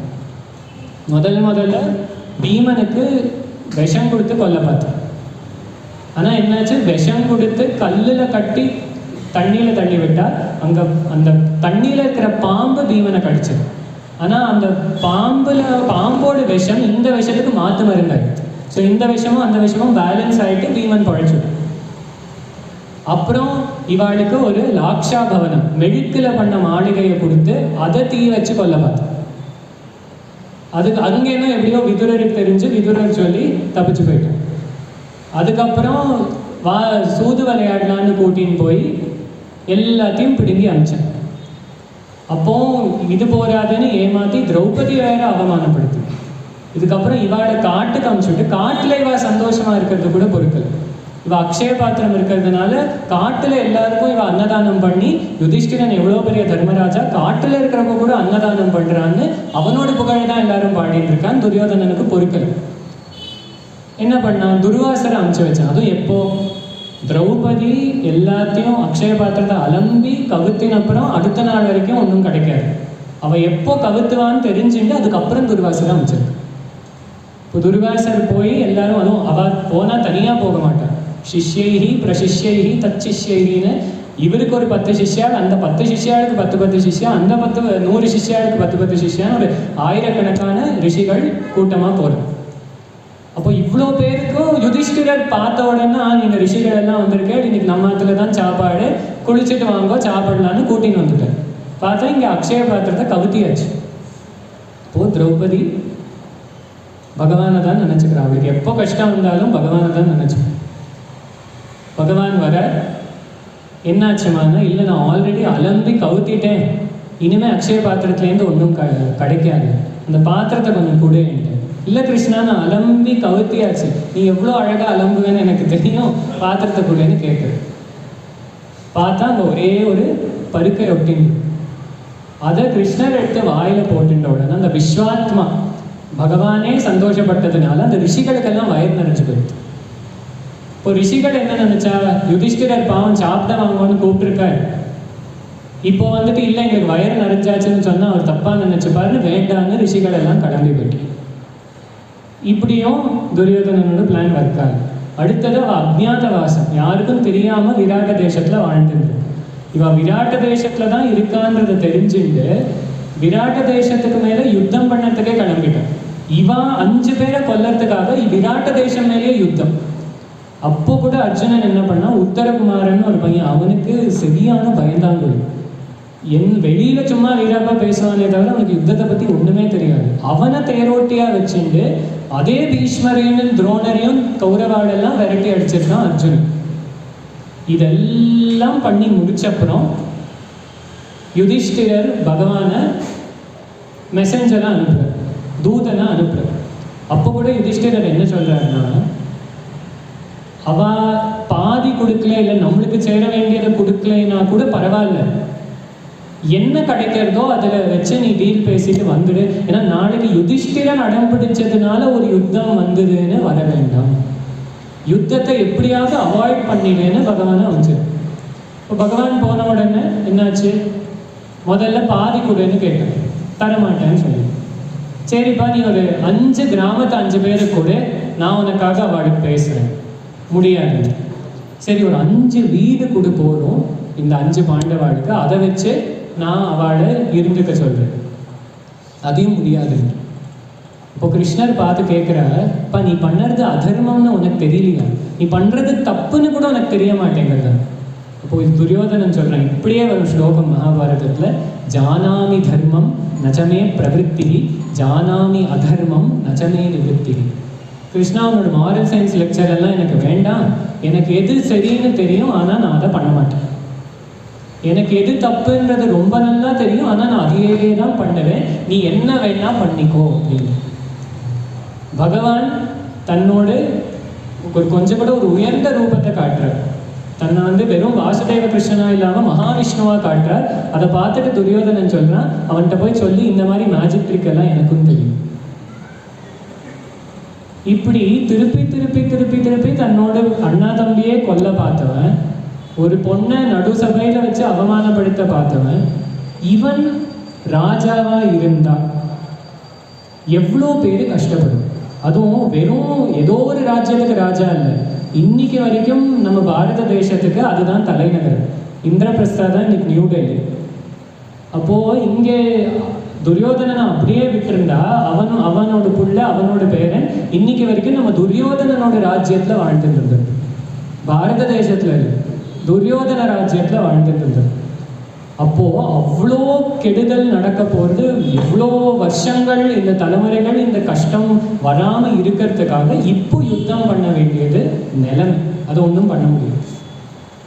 எப்படின்னா சாஸ்திரத்தில் விசேஷ தர்மம் சாதாரண தர்மம்னு ரெண்டு. சாதாரண தர்மம் ஜென்ரல் ரூல். இப்போ ரெட் லைட் போட்டால் நிறுத்தணுங்கிறது சாதாரண தர்மம். ஆனால் ஆம்புலன்ஸ் டிரைவருக்கு இந்த ரூல் கிடையாது. ஆம்புலன்ஸ் டிரைவர் அதுவும் பேஷண்ட்டை வச்சுன்னு இருக்கும்போது ரெட் லைட்டுக்கெல்லாம் நிற்கணும். அதே மாதிரி நம்ம பின்னாடி ஆம்புலன்ஸ் இருந்தால் நம்ம ரெட் லைட்டுக்கு நிற்கணும். ஆனால் நேற்றுக்கு என் பின்னாடி ஆம்புலன்ஸ் இருந்தது, நான் ரெட் லைட்டை ஜம்ப் பண்ணேன்னு இன்னைக்கு திருப்பி ரெட் லைட்டை ஜம்ப் பண்ணோம்னா போலீஸ்ட மாட்டேன். இல்லை இன்னொரு மாதிரி பார்த்தோம்னா, நானோ நீங்களோ யாரையோ போய் கன் எடுத்து ஷூட் பண்ணால் அது கொலை. அதே ஒரு சைனிகன் ஒரு டெரரிஸ்ட்டை கொன்னான்னா அவனுக்கு அதுக்கு அவார்டு கொடுப்பாடா, ஜெயிலில் போடுவார். அவார்டு தான் கொடுப்பான். ஏன்னா கொல்றது தப்பு தான், கரெக்டு. ஆனால் இவன் தீவிரவாதியாச்சே, இவனை இப்படியே விட்டால் இவன் 1000 பேரை போய் கொல்லுவான். அதனால் அந்த 1000 அப்பாவி ஜனங்களை காப்பாற்றுறதுக்காக இந்த சைனிகன் கன் எடுத்து ஷூட் பண்ணுறது தப்பு இல்லை. இல்லை ஒரு போலீஸு யாரையோ பிடிச்சி அரெஸ்ட் பண்ணுறது தப்பு இல்லை. அதை நம்ம பண்ண முடியாது. அது யாருக்கு அந்த அதிகாரம் இருக்கோ அவ பண்ணார். அப்போது கிருஷ்ணர் யாரோ ரோட்டில் போயிட்டு இருக்கிறவங்க கையில் கம்பை கொடுத்துட்டு நீ போய் அடின்னு சொல்லலை. அதர்மத்தை தட்டி கேட்க வேண்டிய அர்ஜுனன், க்ஷத்ரியனாக இருக்கிற அர்ஜுனனுக்கு தான் அந்த வேலையை கொடுத்துருக்காரே தவிர யாரோ ரோட்டில் போகிறவனை கூப்பிட்டு நீ அநியாயத்தை தட்டி கேளுன்னு சொல்லி. இப்போது இந்த சுச்சுவேஷனை எப்படி பார்க்கணும்னா, ஒரு ஆர்மி ஆஃபீஸர் ஒரு டெரரிஸ்ட்டை கொல்கிற மாதிரியோ இல்லை ஒரு போலீஸ் ஆஃபீஸர் ஒரு கிரிமினலை பிடிக்கிற மாதிரியோ தான் அர்ஜுனன் பண்ணுற வேலை. இது சும்மா யாரையோ போய் அடிக்கிறதுக்கு நம்ம பகவத்கீதையை பிரமாணமாக காட்ட முடியும். ஆனால் அர்ஜுனனுக்கு என்ன சொல்லியும் ஆற மாட்டேங்கிறது, புலம்புன்னு புலம்பி தள்ளிட்டு இருக்கான். முதல் அத்தியாயமே பகவத்கீதையோட அர்ஜுன விஷாத யோகம். அர்ஜுனன் புலம்புறது தான் முதல் அத்தியாயம். எனக்கு முன்னாடி ஃபர்ஸ்ட் டைம் பகவத்கீதை படித்தப்போ தோணிது, ஏன் இந்த அத்தியாயம் கொஞ்சம் ஒரு எக்ஸ்ட்ரா மாதிரி இருக்கு. சும்மா அதையே திருப்பி அந்த அத்தியாயத்தை பார்த்தா சுற்றி இந்த 3 விஷயத்தை தான் அப்படி சொல்லுவான், இப்படி சொல்லுவான். ஏன் இவ்வளோ புலம்புறான்னு அப்புறம் தான் தெரிஞ்சது. இப்படி புலம்ப ஆரம்பிச்சாதான் நம்மளுக்கு இது நம்மளுக்காகன்னு புரியும். ஆனால் அர்ஜுனனை மாதிரி நம்மளும் புலம்பில் உட்காந்துட்டு இருக்கோம். இப்போ அர்ஜுனன் மாதிரி புலம்புற நம்மளுக்கு இதுதான் சொல்யூஷன்னு தெரியறதுக்காக தான் அந்த முதல் அத்தியாயம் இருக்கு. ஏன்னா உபனிஷத் எங்கே நடக்கிறதுனா பிருஹத் ஆரண்யக உபனிஷத்னு சொல்கிறோம். காட்டுக்கு நடுவில் ஒரு சத்தஞ்செடியும் இல்லாமல் ஒரு ஆசிரமத்தில் ரிஷிகள் மாத்திரம் இருக்கா. அந்த ஆசிரமத்தில் நிம்மதியாக இருக்கிறது யார் வேணால் பண்ணிடணும். ஆனால் நம்ம என்ன சொல்லுவோம், நீங்கள் சொல்லுறதெல்லாம் சரி, உபனிஷத் சொல்லுறதெல்லாம் சரி, அதெல்லாம் ப்ராக்டிக்கலான்னு கேட்போம். ஏதோ காட்டுக்கு நடுவில் இருக்கிற ரிஷிகள் இதெல்லாம் சொல்கிறான்னா அது வேற. என்னோட ஆஃபீஸ்லேயோ இல்லை நான் பண்ணுற வேலைக்கு நடுவுலையோ இதெல்லாம் ப்ராக்டிக்கலாக பண்ண முடியுமா, இதெல்லாம் பேசுறது சரி நடக்கிற விஷயமானு நம்ம கேட்போம். பகவான் அதுக்கு தான் யுத்த பூமிக்கு நடுவில் காட்டி கொடுத்து, என்ன வேணா நீ வேலை பண்ணு, யுத்தத்தோட கோரமான வேலையை பண்ணிட்டு இருக்கோம். நம்ம யாராவது நம்மெல்லாம் யுத்தம்னு நியூஸில் கேட்டாலே 2 நாள் நம்மளுக்கு வயிறு சரியில்லை. நம்ம யுத்தத்தை கிட்ட பார்த்தது கூட கிடையாது. ஆனால் அந்த யுத்த பூமிக்கு நடுவில் இருக்கிறதே மோஸ்ட் டெரிபிள் ஆக்ஷனுக்கு நடுவில் தஸ்மாத் சர்வேஷு காலேஷு யோகயுக்தோ பவ அர்ஜுனான்னு பகவான் உபதேசம் பண்ணுறார். இந்த யுத்தத்துக்கு நடுவில் நீ ஒரு யோகியாக இருந்து காட்டு, இந்த யுத்தத்துக்கு நடுவில் நீ பக்தி பண்ணி காட்டு, இந்த யுத்தத்துக்கு நடுவில் நீ கர்மா பண்ணி காட்டு. இப்போ பகவத்கீதைன்றது இன்னைக்கு சனாதன தர்மத்துக்கு ஒரு கிரந்தம்னு எடுத்துட்டா, அப்படி இந்த தர்மத்தை ஒரு கிரந்தத்தில் நம்மளால் கட்டுப்படுத்திட முடியாது. அப்படியே பண்ணணும்னா எல்லாரும் ஏன் பகவத்கீதை எடுத்துன்னு இருக்கானா, யுத்த பூமிக்கு அது பண்ண இடம் பண்ணவர். அப்படி பகவானே பண்ண உபதேசம், யுத்த பூமிக்கு நடுவில் பண்ண உபதேசம். யாரும் பகவத்கீதையில் மாத்திரம் இதை என்னால் முடியாதுன்னு சொல்லவே முடியும். வேற ஏதோ கதையெல்லாம் கேட்கும்போது இல்லை அந்த சுச்சுவேஷனில் சரி என்னோட லைஃபுக்கு இது அப்ளிகபிள் இல்லைன்னு சொல்லிடலாம், ஈஸியாக சொல்லிடலாம். கீதையை மாத்திரம் அப்படி தள்ளி வைக்கவே முடியாது. யுத்தத்துக்கு நடுவில் ஒருத்தம் பண்ணுறா, நம்மளுக்கு என்ன பண்ணது? அப்படி இந்த யுத்த பூமிக்கு நடுவில் பகவான் கம்பீரமாக உபதேசம் பண்ணுற. முதல்ல கிடைக்கிறதே அவனுக்கு ஒரு திட்டு அர்ஜுனனுக்கு.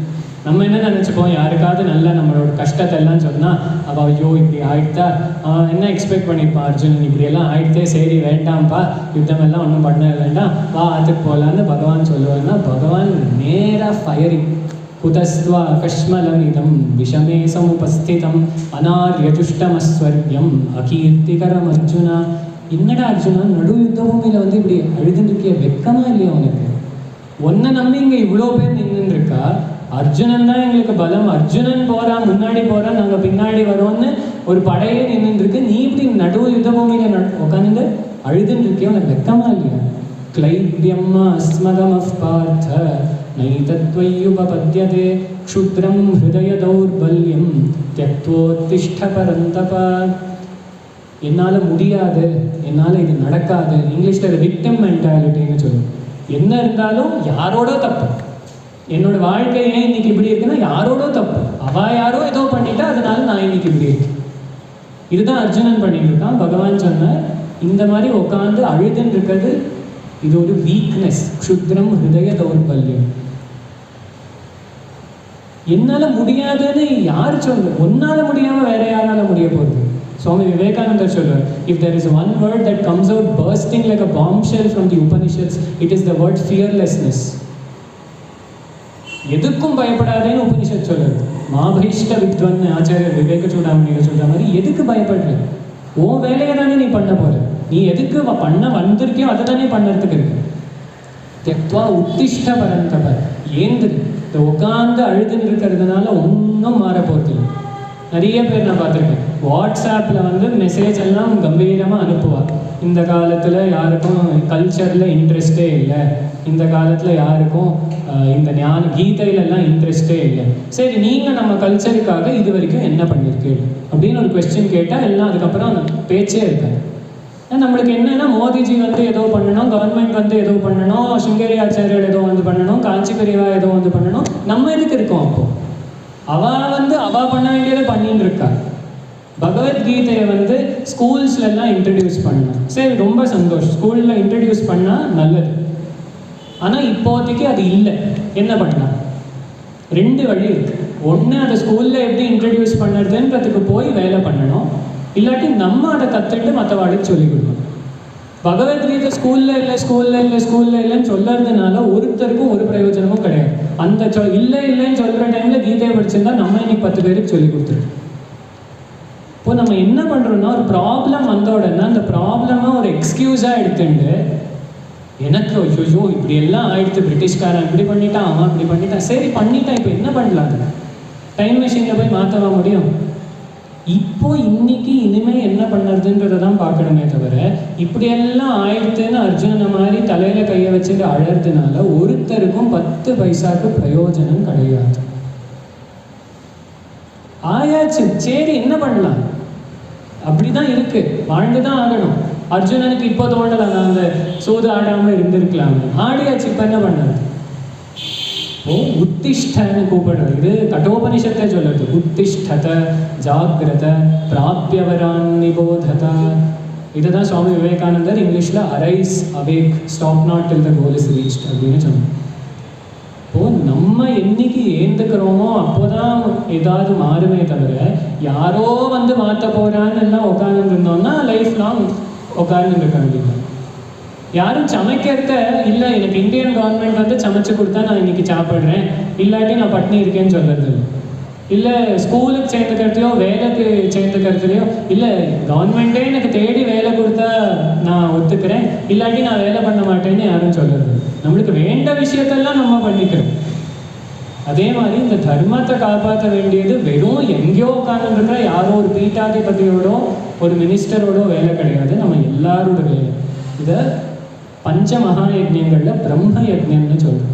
பிரம்ம யஜ்ஞம் இல்லாட்டி ரிஷி யஜ்ஞம்னு என்ன சொல்கிறோம்னா, இந்த ரிஷிகள் நம்மளுக்கு கொடுத்த ஞானம், ரிஷிகள் நம்மளுக்கு கொடுத்த வாழ்க்கை, இதை நம்ம முதல்ல ஒழுங்காக புரிஞ்சுட்டு அதை நெக்ஸ்ட் தலைமுறைக்கு சொல்லி கொடுக்க வேண்டியது நம்மளோட ஒருத்தரோட தர்மம்.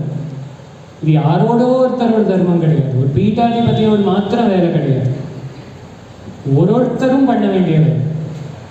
ஆனால் எல்லாராலையும் எந்த அளவுக்கு பண்ண முடியும்னு தெரியாது, சின்னதாக பண்ணணும். மல்லேஸ்வரம் வயாலிக்காவில் எல்லாருக்கும் தெரியும், அனந்தலட்சுமி மாதான்னு இருந்தால் ஒரு சத்தஞ்செடி இருக்காது, ஒரு பெரிய ஒரு இன்ஸ்டிடியூஷனோ ஒன்றும் கிடையாது.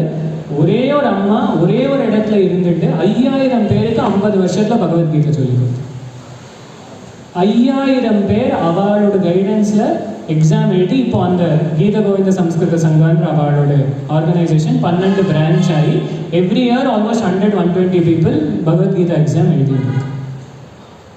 இப்போ அவள் நினச்சிருக்கலாம் எனக்கு நான் என்ன பண்ணுவேன், என்னால் என்ன பண்ண முடியும் அப்படின்னு அவள் நினைக்கல. பார்த்தா ஒரு 3 குழந்தைகளை பிடிச்சு பகவத்கீதை சொல்லி கொடுக்க ஆரம்பிச்சா. அவன் இன்னும் 3 பேரை கூட்டின்னு வந்தா, அவள் 10 பேரை கூட்டின்னு வந்தா. சம்ஸ்கிருத கிளாஸ் ஆரம்பிச்சது, பகவத்கீதை கிளாஸ் ஆரம்பிச்சது, 5000 பேர் ஆயிடுச்சு. அப்போது நம்ம என்ன பண்ணுறதுன்றதை பார்க்கறத விட்டுட்டு மற்றவ மேலேயே பழிய போட்டுட்டு இருந்தா நம்மளும் அர்ஜுனனை மாதிரி அழுதுன்னு உட்காந்துருக்காங்க. ஆனால் அர்ஜுனன் இது எல்லாத்துக்கும் நடுவில் ஒரு ரொம்ப புத்திசாலித்தனமான ஒரு விஷயத்தை பண்ணுறான். कार्पण्यदोषोपहतः स्वभावः पृच्छामि त्वां धर्मसम्मूढचेतः यच्छ्रेयस्यान्निश्चितं ब्रूहि तन्मे शिष्यस्तेऽहं शाधि मां त्वां प्रपन्नम्. பகவான் பார்த்து சொல்கிறான், முதல் ஸ்டெப் ஒரு சிஷ்யன் பண்ண வேண்டிய முதல் வேலை எனக்கு எதுவும் தெரியாதுன்னு ஒத்துக்கணும்.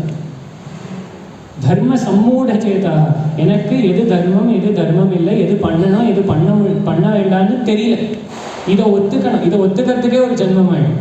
இல்லை எனக்கு அது தெரியும் இது தெரியும், நான் PhD பண்ணியிருக்கேன், நான் மாஸ்டர்ஸ் படிச்சிருக்கேன்னா போச்சு. பகவத்கீதை முன்னாடி அதெல்லாம் ஒன்றும் ஒர்க் ஆகாது. பிரிச்சாமித்துவம், அதை இந்த விஷயம் தெரிஞ்ச ஒரு குரு கிட்ட கேட்கணும். தர்ம சம்மூடச்சேதா யச்ரேயஸ்யான் நிச்சிதம் ப்ரூஹி தன்மை, நீங்கள் எனக்கு எது நல்லதோ அதை பார்த்து சொல்லுங்க. நானாக முடிவு பண்ணி ஏதோ பண்ண போய் தான் இவ்வளோ கோலாகலமும் நடந்துருக்கு. ஒரு ரிஷிக்கிட்டேயோ ஒரு சாஸ்திரத்துக்கிட்டேயோ அந்த ரிஷிகளும் சாஸ்திரங்களும் என்ன பண்ணணும் என்ன பண்ணப்படாதுன்னு சொல்கிறாளோ அதை தெரிஞ்சுட்டு வாழ்ந்தால் சந்தோஷமாக இருந்துட்டு போயிடும். நிறைய பேருக்கு நம்ம சாஸ்திரத்துக்கிட்ட இருக்கிற ஒரு குறையே அதுதான். எப்போ பார்த்தாலும் அதை பண்ணாத இதை பண்ணாத அதை பண்ணாத இதை பண்ணாதேன்னு சாஸ்திரம் ஏன் சொல்லுறதுன்னா, இப்படி சொல்லலைன்னா நம்ம என்னெல்லாமோ பண்ணி அலங்கோலமாக பண்ணி வைப்போம். ரமண மகர்ஷியோட ஒரு சிஷ்யர் சொன்னார், நம்ம வாழற வாழ்க்கையை பார்த்து அவர் அடித்த ஒரு கமெண்ட்டு, இதெல்லாம் என்ன ஆடம்பரமான அலங்கோலம். ஆடம்பரமெல்லாம் இருக்குது ஆனால் அலங்கோலமாக இருக்குது. ஏன்னா அந்த ரிஷிகள் கொடுத்த வாழ்க்கையை நம்மளுக்கு வாழ தெரியாமல் போயிடுது. இப்போது அந்த ரிஷிக்கிட்டேயோ ஒரு குரு கிட்டேயோ போயிட்டு நான் என்ன பண்ணணும், நீங்கள் என்ன சொல்கிறீங்களோ நான் அதை பண்ணுறேன். நம்ம என்ன நினச்சிக்கிறோம், நம்மளா எதையோ ஒன்று புதுசாக கண்டுபிடிச்சி பண்ணுறது தான் புத்திசாலித்தனம்னு நினச்சிக்கிறோம். ஆனால் இவ்வளோ 1000 வருஷங்களாக இவ்வளோ ரிஷிகள், இவ்வளோ ஆச்சாரிய புருஷால், இவ்வளோ சன்னியாசிகள் இதை பண்ணிட்டு சந்தோஷமாக இருக்கான்னா அவளோட இன்டெலிஜென்ஸை புரிஞ்சுட்டு அதுக்கு வணங்கி கொடுக்கறதே நம்மளுக்கு இருக்கிற இன்டெலிஜென்ஸ். நம்ம என்ன நினச்சிக்கிறோம், புதுசாக ஏதோ பண்ணாதான் அது இன்டெலிஜென்ஸ்ன்னு நினச்சிக்கிறோம். யாருக்கோ நம்மளோட ஜாஸ்தி தெரியுன்றதை ஒத்துண்டு அவள் சொல்கிற மாதிரி நடந்துக்கிறதுக்கும் இன்டெலிஜென்ஸ் வேணும். ஆனால் இந்த இன்டெலிஜென்ஸில் என்னென்னா ஈகோ இருக்கப்படாது. நான் புதுசாக ஏதோ கண்டுபிடிக்கிறேன்னு போனால் சுற்றி சுற்றி இங்கேயே தான் சம்சார சக்கரத்தில் சுற்றின்னு இருக்கும். இப்போது அர்ஜுனன் எல்லாத்தையும் கீழே போட்டுட்டு ஒரு சிஷ்யனாக வர. இவ்வளோ வருஷமாக கிருஷ்ணருக்கும் அர்ஜுனனுக்கும் அந்த சம்பந்தம் இருக்குது. கிருஷ்ணர் அர்ஜுனனுக்கு கசின் தான். ஏன்னா குந்தி தேவியும் வசுதேவரும் அண்ணா தங்க. ஏன்னா குந்தி தேவியை குந்தி போஜன்ற ஒரு ராஜாவுக்கு தத்து கொடுத்துட்டான். அப்போது இந்த ஒரு மாதிரி கசின்னோ அண்ணானோ தம்பினோ இல்லை ஒரு ஃப்ரெண்டுனோ தான் இவ்வளோ வருஷமாக பார்த்தோம். ஆனால் எப்போ கிருஷ்ணரை குருவாக பார்த்தானோ அப்போ தான் கீதோபதேசம் ஆரம்பிச்சான். அதுக்கு ஒரு சுவாமிகள் சொல்லுவார், பகவான் கீதை உபதேசம் ஆரம்பிக்கிறதுக்கு முன்னாடியே பண்ண ஒரு உபதேசம் என்னன்னா, யாராவது உன்கிட்ட அட்வைஸ் கேட்டால் மாத்திரம் அட்வைஸ் கொடு. நம்ம என்ன பண்ணுவோம், யாராவது நம்மள்கிட்ட கேட்கறதுக்குள்ள நம்ம கொடுக்குற அட்வைஸை கேட்டு அந்த பிரச்சனையே பரவாயில்லன்னு ஓடி போகிற அளவுக்கு அட்வைஸ் பண்ணுவோம். ஆனால் பகவான் ஜெகத்குரு என்னன்னா ஒன்றும் பேசல, பக்கத்துலேயே இருக்கார். யுத்தம் நாளைக்கு நடக்க போகிறது, இன்னைக்கு வாயை திறக்க. இவ்வளோ வருஷம் கூட இருக்கார், வாயை திறக்க. என்னைக்கு சிஷ்யன் ரெடி ஆகிறானோ அப்போ தான் அட்வைஸ். ஏன்னா நம்ம கொடுக்குற அட்வைஸை கேட்கறதுக்கு அவள் ரெடியானு பார்க்கணும். முதல் நம்மளுக்கு நிறைய அட்வைஸ் இருக்குன்றதுக்காக கொடுக்க முடியாது. அவளுக்கு அதை புரிஞ்சுக்கிற சக்தி இருக்கணும். அது எனக்கு வேணுன்றது உள்ளே இருக்கணும். உபனிஷத் சொல்லுறது, நாயமாத்மா பிரவச்சனேன லப்யா ந மேதையா ந பகுனா ஸ்ருதேன யமைவேஷ விருணுதே தேன லப்யா தஸ்யேஷ ஆத்மா விருணுதே தனுசம். உபனிஷத்து இந்த மாதிரி சுவாமி விவேகானந்தர் சொன்ன மாதிரி அப்பப்போ ஒரு பாம் ஷெல்லை போடும். சாதாரணமாக இந்த சாஸ்திரம் எல்லாம் எப்படி படிக்கிறதுனா இந்த மாதிரி பிரவச்சனம் யாரோ சொல்லி மற்றவா கேட்கறது அப்படின்னு நம்ம தெரிஞ்சுக்கிறோம். ஆனால் உபனிஷத் சொல்றது நாயமாத்மா பிரவச்சனேன லப்யா, பிரவச்சனம் பண்ணுறதுனால இது உனக்கு கிடைக்காது. நான் மேதையா இதை புரிஞ்சுக்கிறதுனால உனக்கு இது கிடைக்காது.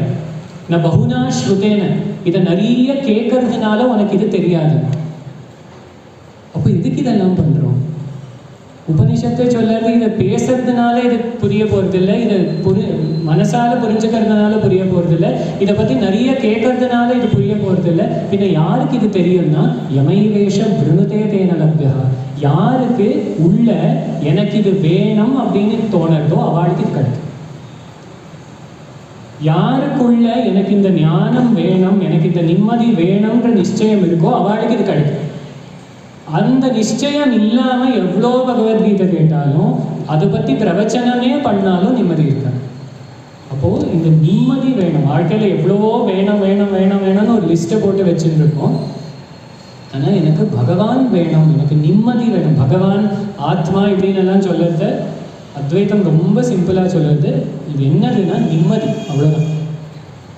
நம்ம என்னெல்லாமோ இமேஜின் பண்ணிக்கிறதெல்லாம் ஒரு செகண்ட் சைடில் எடுத்து வச்சுட்டு பகவான்னா என்ன? நிம்மதி. சாந்தம் சிவம் அத்வைதம் சதுர்த்தம் மன்யந்தே. மாண்டூக்கிய உபனிஷத் சொல்லுது சாந்தம் சிவம், ரொம்ப பரம மங்களமான அந்த சிவஸ்வரூபம் என்னதுன்னா சாந்தம். அதான் வேத மந்திரம். அம்பாளை பற்றி வேத மந்திரம் இருக்கலாம், யஜ்ஞத்தை பற்றி வேத மந்திரம் இருக்கலாம், இந்திரனை பற்றி வாயுவை பற்றி ருத்ரமாக இருக்கலாம், சமக்கமாக இருக்கலாம், புருஷ சூக்தம், துர்கா சூக்தம், ஸ்ரீ சூக்தம், என்ன சூக்தம் வேணா இருக்கலாம். கடைசியில் என்ன சொல்கிறோம்? ஓம் சாந்தி சாந்தி சாந்தி.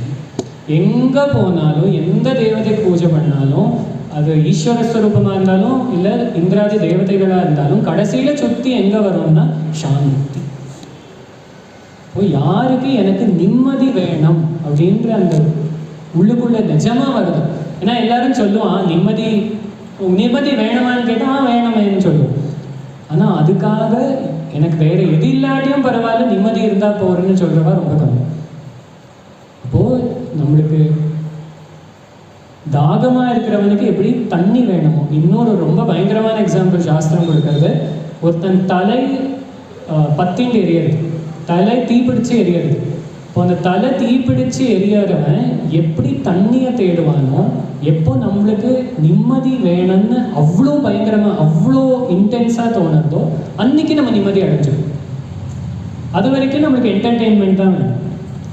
சுவாமி நிசர்கதத்த மகாராஜன் ஒருத்தர் இருந்தார், மகாராஷ்டிராவில் பெரிய ஞானனிஷ்டர்.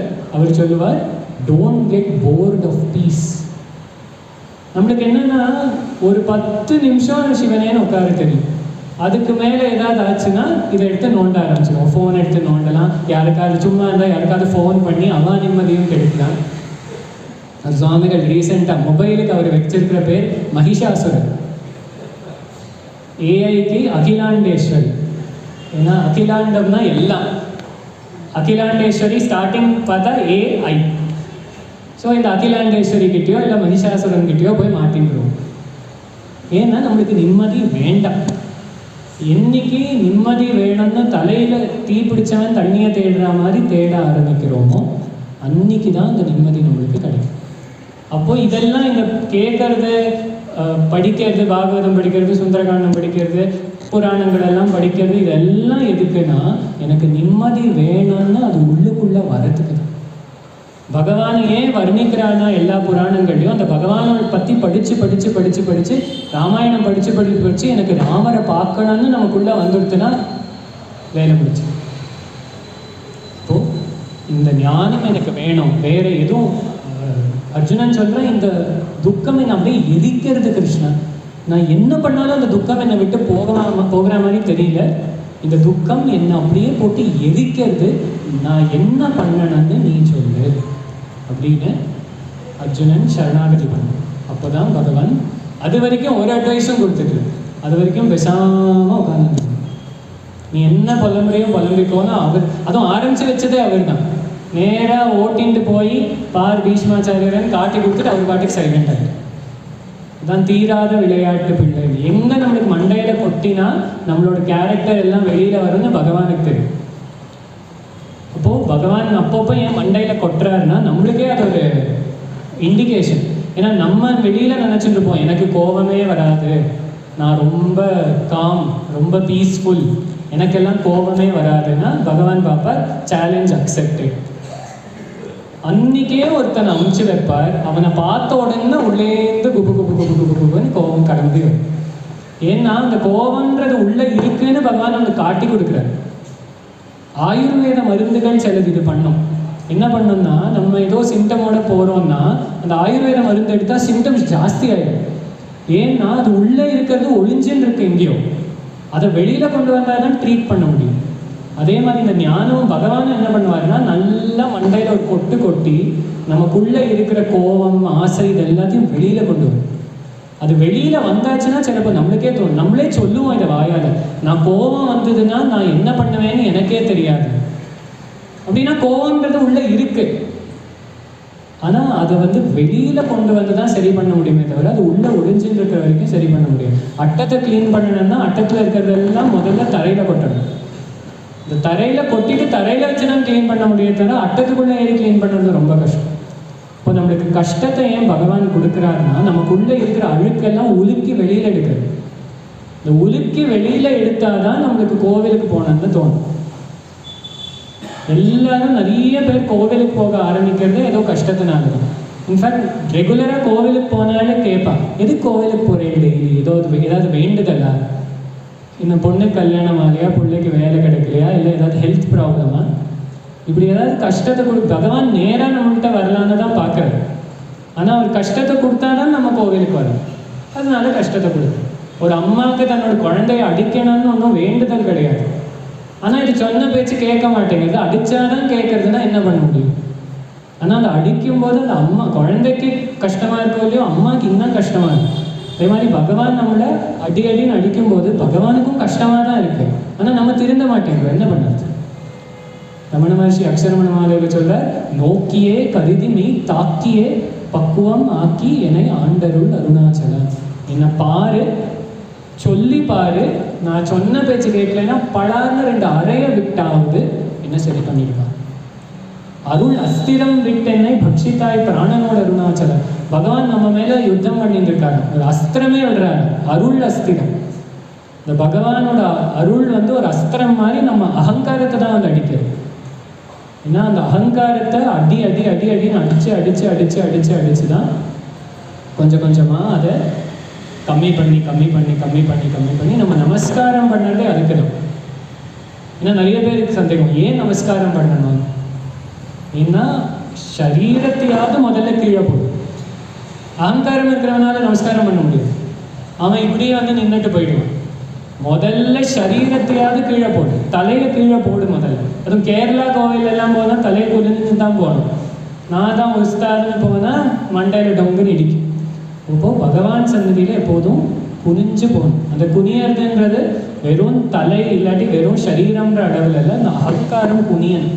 அந்த அகங்காரம் தன்னோட ஒரு கர்வத்தை விட்டு குனிஞ்சு கீழே பணிஞ்சு வரும்போது தான் அதுக்கப்புறம் தான் கீதோபதேசம் ஆரம்பிக்கும்.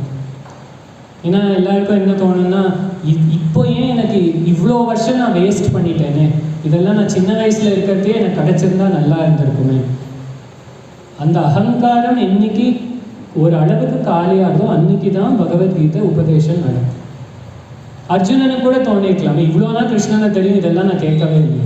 ஏன்னா அந்த பிரச்சனைன்னு வரும்போது தான் பகவத்கீதை படிக்கணும்னு தோணும். இப்போ நம்ம இவ்வளோ வருஷமாக ஃபேஸ் பண்ண ப்ராப்ளம் இது எல்லாத்தோட பிரயோஜனம் என்னன்னா இன்னைக்கு பகவத்கீதை கேட்கணும்னு உட்காந்து.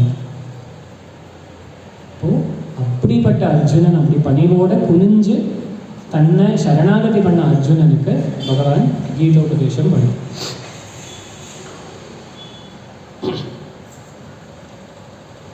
ஸ்ரீ பகவான் உவாச்ச அசோச்யானன்வசோச்சஸ்த்வம் பிரஜ்ஞாவாதாம்ஸ்ச பாஷசே கதாசு நகதாசூன்ஸ்ச நானுஷோச்சந்தி பண்டிதாः. முதல் வார்த்தையே பகவானோட உபதேசத்தில் அசோச்யானன்வசோச்சஸ்துவம். நம்ம எல்லாருக்கும் இது ஒரு மந்திரம் மாதிரி. நீ தேவையில்லாமல் கவலைப்பட்டு இருக்க. இதுதான் கீதையோட முதல் உபதேசம். பிரக்ஞாவாதாம்ச்ச பாஷசே, நீ பேசுறத கேட்கறதுக்கெல்லாம் ரொம்ப நல்லா இருக்கு. அர்ஜுனன் இவ்வளோ நேரம் என்ன பண்ணிட்டு இருக்கான்? அவனோட ப்ராப்ளமை எக்ஸ்பிளைன் பண்ணிட்டு இருக்கான். இப்போ நம்ம ப்ராப்ளம், உங்களுக்கு என்ன ப்ராப்ளம்னு கேட்டால் நம்ம ஒரு அரை மணி நேரம் உட்காந்து எக்ஸ்பிளைன் பண்ணுவோம். ஆனால் பகவான் சொல்கிறார், நீ பேசுறதெல்லாம் கேட்கறதுக்கு ரொம்ப நல்லா இருக்குப்பா, நீ எக்ஸ்பிளைன் பண்ணுறதெல்லாம் கேட்கறதுக்கு ரொம்ப நல்லா இருக்கு. கதாசூன் அகதாசூன்ஷ நானுஷோச்சந்தி பண்டிதா. வந்து போகிற விஷயத்தை பற்றி ஒரு பண்டிதன் கவலைப்பட மாட்டான். தேவையில்லாமல் கவலைப்பட்டு இருக்க. கீதையோட முதல் உபதேசம். தேவைப்படுற கவலைன்னு ஒன்று கிடையவே கிடையாது. எல்லா கவலையுமே தேவையில்லாத கவலை. ஔவையார் பாட்டி ஒரு இடத்துல பாடுறா. இந்த பாட்டி வந்து பிக்ஷாந்தேரியா ஒரு இடத்துலேருந்து இன்னொரு இடத்துக்கு போயின்னு இருக்கா. இப்போ யாரோ ஒரு பணக்காரன் ரொம்ப நல்ல இன்டென்ஷனோட தான் கேட்குறான், பாட்டி நீங்கள் எங்கே போகிறீங்களோ அங்கெல்லாம் உங்களுக்கு உங்களுக்கு சாப்பிட்றதுக்கும் தங்கறதுக்கும் ஒரு இடம் நான் வந்து ஏற்பாடு பண்ணித்தரேன். எனக்கு எல்லா இந்தியா முழுக்க ஆள் தெரியும், அப்படி ஏற்பாடு பண்ணித்தரேன். என்னோட ஆள்கள் ஒரு 2 பேரை உங்கள் கூட அனுப்பி வைக்கிறேன், அப்படி நான் உங்களுக்கு பண்ணி தரட்டுமா? இப்போ அவன் ரொம்ப நல்ல இன்டென்ஷனோட தான் கேட்குறேன். ஆனால் அதுக்கு அந்த பாட்டி பார்த்து சொல்கிறா, இட்டமுடன் என் தலையில் இன்னபடி என்று எழுதி வைத்த சிவனும் செத்து விட்டானோ, முட்ட முட்ட பஞ்சமே ஆனாலும் பாரம் அவனுக்கண்ணாய் நெஞ்சமே அஞ்சாதே. என்னை இவ்வளோ வருஷமாக பார்த்துட்டு இருக்கிற பரமேஸ்வரன் என்ன செத்து போயிட்டானா அப்படின்னு கேட்கு. நம்மளுக்கு ஒரு வாட்டி கவலை வரத்தையும் அந்த சிவனும் செத்து விட்டானோன்றதே ஒரு மந்திரம். நம்மளுக்கு ஒரு கவலை வரும்போது நம்ம நினச்சிக்க வேண்டிய சிம்பிள் விஷயம், இந்த பிரச்சனை எனக்கு இருக்குன்னு பகவானுக்கு தெரியுமா தெரியாது? தெரியாமல் இருக்கிறதுக்கு வாய்ப்பே இல்லை. அப்போது தெரிஞ்சும் பகவான் சும்மா இருக்காருன்னா ஏதோ காரணம் இருக்கு. எப்போ அந்த பிரச்சனை என்னை விட்டு போகட்டும்னு பகவான் முடிவு பண்ணுறாரோ அப்போ அது போகும். அது வரைக்கும் அது என் கூடயே பெஸ்ட்டாக இருந்துட்டு போகும். சிவனும் செத்து விட்டானோ, இந்த சிவனுக்கு தெரியாதா என்ன பண்ணது, எப்போ பண்ணணும்னு பகவானுக்கு தெரியாதா? நம்ம என்ன பண்ணுறோம்? விஷ்ணுவோட வேலையை நம்ம பண்ண ஆரம்பிக்கும். உலகத்தை பார்த்துக்க வேண்டியது விஷ்ணுவோட வேலை, நம்ம அதை பண்ண ஆரம்பிக்கிறோம். அங்கே தான் பிரச்சனையாக இருக்குது.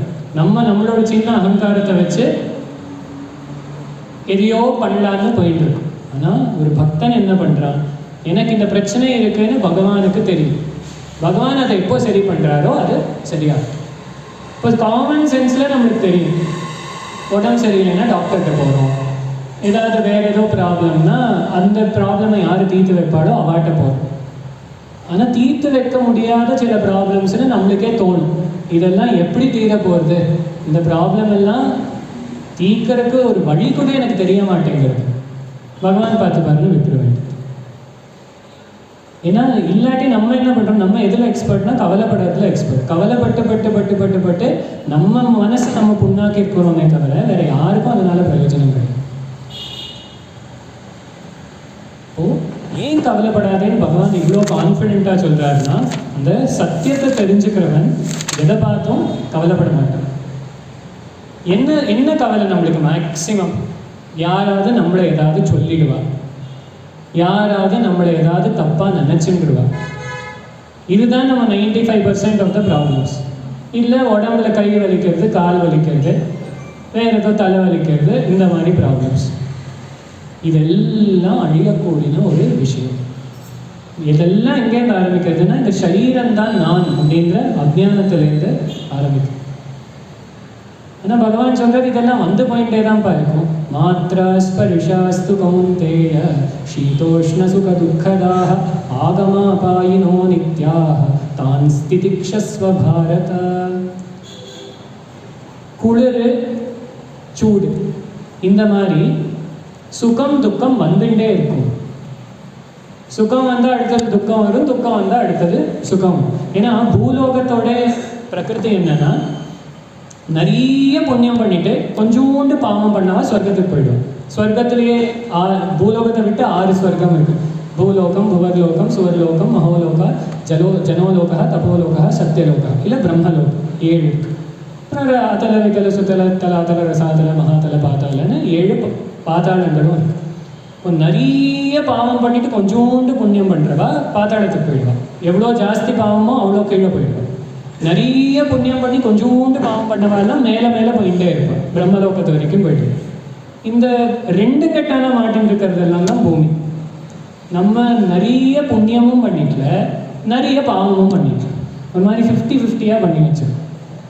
ஆனால் நம்ம என்ன நினச்சிக்கிறோம், அக்கௌண்டன்சி மாதிரி கேன்சல் பண்ணி விட்டுடலாமான்னு பார்த்தோம்.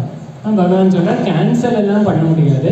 நீ ஒருத்தனை போய் ஏதோ அடிக்கிற, கஷ்டம் கொடுக்குற, இன்னொருத்தனுக்கு போய் ஹெல்ப் பண்ணுற, அது இன்னும் கேன்சல் அவுட் ஆகாது. நீ யாருக்கு கஷ்டம் கொடுத்தியோ அவன் உன்னை திருப்பி அடிக்கிறதுக்கு வருவான், நீ யாருக்கு ஹெல்ப் பண்ணியோ அவன் உனக்கு ஹெல்ப் பண்ண வருவான். இப்போ இதை கேன்சல் அவுட் எல்லாம் பண்ண முடியாது. நல்லது பண்ணால் அதை அனுபவிச்சு தான் ஆகணும், கெட்டது பண்ணால் அதையும் அனுபவிச்சு தான் ஆகணும். இது எப்படின்னா சூடு குளிர் மாதிரின்னு பகவான் சொல்லுவார். இதுக்கு சந்திரசேகர பாரதி சுவாமிகள் ஒரு எக்ஸாம்பிள் கொடுப்பார். இப்போது சம்மரில் ஃபேன் போடுறோம், அப்போது அந்த ஃபேன்லேருந்து வர குளிர் நம்மளுக்கு நல்ல இதமாக இருக்குது. இதே டிசம்பரில் யாராவது இந்த ஃபேனை போட்டாங்கன்னா அது நம்மளுக்கு கஷ்டம் கொடுக்கும். டிசம்பரில் யாராவது வந்து ஹீட்டர் போட்டாங்கன்னா அது நல்லா இருக்குது, சுகமாக இருக்குது. ஆனால் இப்போது சம்மரில் வந்து யாராவது ஹீட்டர் போட்டாங்கன்னா இன்னும் வேர்க்க ஆரம்பிக்கும். அப்போது இந்த சூடு குளிருன்றது மாறலை, நம்மளுக்கு எது பிடிக்கும் பிடிக்காததுன்னு தான் மாறுது. நம்மளுக்கு வேண்டப்போ சூடு வேணும், நம்மளுக்கு வேண்டப்போ குளிர் வேணும். இப்போது இந்த மாதிரி சிலப்போ நம்மளுக்கு ரொம்ப பிடிச்சவாளே எதாவது பண்ணி நம்மளை கஷ்டப்படுத்திடுவோம். சிலப்போ நம்மளுக்கு யாரை பிடிக்காதோ அவள் வந்து ஹெல்ப் பண்ணிடுவோம். 10 வருஷத்துக்கு முன்னாடி பிடிக்காதவா இன்னைக்கு பெஸ்ட் ஃப்ரெண்ட் ஆகிடுறா, 10 வருஷத்துக்கு முன்னாடி பெஸ்ட் ஃப்ரெண்டாக இருக்கிறவா இல்லை பிஸ்னஸ் பார்ட்னராக இருக்கிறவா இன்னைக்கு பிடிக்காமல் போயிடுறா. அப்போது அதே ஆள் தான் எப்படி ஒரு நேரத்தில் அவள் பிடிச்சா ஒரு நேரத்தில் பிடிக்காமல் போனான்னா நம்மளோட சிச்சுவேஷனுக்கு ஏற்ற மாதிரி நம்ம மாற்றின்னு இருக்கோம். ஆகமாபாயினா அனித்யாக, வந்து போகும்பா இதெல்லாம், வரதையும் பிடிக்காது போகிறதையும் பிடிக்காது. புத்தர் சொல்லுவார், let it come, let it be, let it go. வரப்போ வரட்டும், இருக்கிற வரைக்கும் இருக்கட்டும், கிளம்பி போடனா போட்டும், அவ்வளோதான். நம்ம எதையாவது இருக்காதுன்றதை பிடிச்சு வைக்க பார்த்தோம்னா பிரச்சனை. இருக்காமல் இருக்கிறது இழுத்து வச்சுக்க பார்த்தோம்னா பிரச்சனை. போகிறது இழுத்து வச்சாலும் பிரச்சனை, இருக்க போகிறத தள்ளி விட்டாலும் பிரச்சனை. ரெண்டும் முடியாது. இருக்க போகிறத தள்ளி விடவும் முடியாது, போகிறத பிடிச்சு வைக்கவும் முடியாது. இதெல்லாம் வந்து போயிட்டு இருக்கும். தான் ஸ்திதிக்ஷஸ்வ பாரத, இதெல்லாம் பொறுத்துக்கோ. யார் சொல்கிறாருன்னா பகவானே சொல்கிறார். நம்மெல்லாம் என்ன நினச்சிக்கிறோம், கிருஷ்ணாவதாரம்னா எப்போதும் ஜாலி ஆனந்த கிருஷ்ணன் எல்லாம் சொல்கிறோம். அவரோட இருக்கிற ப்ராப்ளம்ஸில் 1% நம்மளுக்கு வந்திருந்தாலே நம்ம விஷத்தை குடிச்சிருக்கோம். பிறந்ததே ஜெயிலில், அப்புறம் உடனே பிறந்த அன்னைக்கே அப்பா அம்மாட்டேருந்து பிரிஞ்சு வேற எங்கேயோ போயாச்சு. அங்கே வளரும் போது ஒரு வருஷம் ஒரு அசுரன் வந்துட்டு இருக்கான். முதல்ல பூத்தனா வரா, அப்புறம் சக்கடாசுரன் வரான், பகாசுரன் வரான், திருநாவர்த்தன் வரான், அகாசுரன் வரான். இப்படி வருஷம் ஒரு அசுரன் வந்துட்டு இருக்கு. இதெல்லாம் யார் அனுப்புறதுன்னா அவனோட மாமா. பகவானோட மாமாவே தன்னை கொல்லறதுக்கு அசுரால ஒருத்தரை அமைச்சிருக்கான். தன்னோட அப்பா அம்மாவை ஜெயிலில் போட்டுட்டு மாமாவே அசுரால ஒருத்தரையா அமைச்சிருக்கான். அப்புறம் இப்படியே போய் கடைசியில் அக்ரூரர் வந்து கூட்டின்னு போனால் பகவானோட தலையெழுத்த பாருங்கோ, அவரோட மாமாவை தானே கொல்ல வேண்டி வருது. தன்னோட மாமாவே கொன்று அப்பா அம்மாவையும் மற்றவாளையும் ஜெயிலேருந்து ரிலீஸ் பண்ணிவிட்டு இவ்வளோ பிரச்சனையை சால்வ் பண்ணியிருக்காரு. திடீர்னு இந்திரனுக்கு கோவம் வந்து மழை வர ஆரம்பிக்கிறது, திடீர்னு கோவர்தனத்தை தூக்கி நிற்கிறார். திடீர்னு காளிங்கன் வந்துடுறான், அவன் தலையில ஏறி டான்ஸ் ஆடுறார். திடீர்னு காட்டு தீ வருது, காட்டு தீ அப்படியே குடிச்சுடுறார். இவ்வளோ ப்ராப்ளம்ஸை ஃபேஸ் பண்ணின்னு வந்துருக்காரு. ஆனால் நம்மளுக்கு எந்த கிருஷ்ணரை தெரியும், ராசக்கிரீடை பண்ணுற கிருஷ்ணரை தான் தெரியும். ஏன்னா அவர் காட்டிக்கவே இல்லை, அவர் ஜாலியாக இருந்துட்டார். அதுக்கப்புறம் இந்த சைடு அம்மா சைடு தான் அப்படின்னா அப்பா சைடு தான் இந்த அர்ஜுனன் ஃபேமிலி. இவாளோட யுத்தத்துக்கு நடுவில் இவர் பாவம் மாட்டிட்டு இவர் கஷ்டப்பட்டு அவ்வளோ இவாளுக்கு ஹெல்ப் பண்ண போய் கடைசியில் என்னாச்சுன்னா யுத்தம் முடிஞ்சுட்டு காந்தாரி வர, கௌரவாளோட அம்மா, அவளுக்கு கண்ணை கட்டின்னு இருக்கா. அப்போது யுதிஷ்டிரர் போகிறேன், நான் வந்து காட்டி தரேன். கிருஷ்ணர் சொல்கிறார், இருப்பா நான் போகிறேன்னு. காந்தாரியை கையை பிடிச்சி கூட்டின்னு போய் எல்லாரையும் வாயால் சொல்லிட்டு வர. இங்கே தான் துரியோதனன் செத்து கிடக்கிறான், இங்கே தான் துஷாசனன் செத்து கிடக்கிறான். இப்படி ஒருத்தரையா சொல்லின்னு வரப்போ காந்தாரிக்கு உள்ளுக்குள்ள கோபம் வந்துட்டு இருக்கு, ஆனால் கண்ட்ரோல் பண்ணின்னு உட்காந்துட்டு இருக்கு. அப்புறம் கடைசியில் இங்கே தான் அபிமன்யுவை எல்லாருமா சேர்ந்து தப்பிக்க விடாமல் ஒரு 16 வயசு பையனை எல்லாரும் கொலை பண்ணினா அப்படின்னு சொன்ன உடனே காந்தாரிக்கு அப்படி ஒரு கோபம் வந்து சாபம் கொடுத்துடுற. யாருக்குன்னா பகவானுக்கே சாபம். எப்படி நான் என்னோட குலம் அழியறத பார்த்தேனோ நீ அதே மாதிரி உன்னோட குலம் அழியறத பார்த்துட்டு தான் செத்து போவேன்னு பகவானுக்கே சாபம். ஏன்னா காந்தாரி சொல்ற இந்த யுத்தத்துக்கு நீ தான் காரணம்.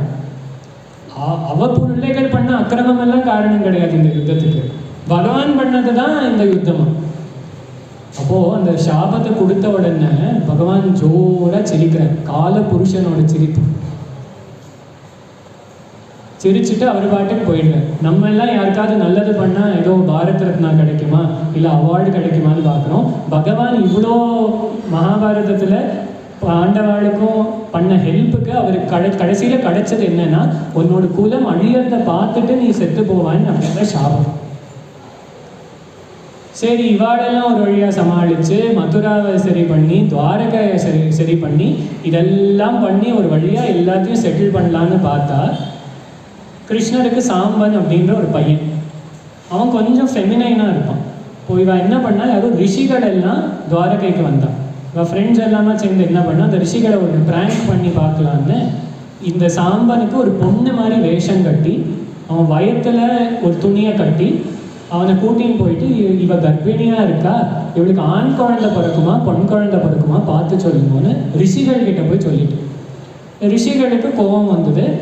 இவன் வாயில் ஒரு இரும்பு அயன் ராட் வரும், முசலம், அதனால உங்கள் குலமே அழிஞ்சு போயிடும் அப்படின்னு சாபம் கொடுத்தோம்.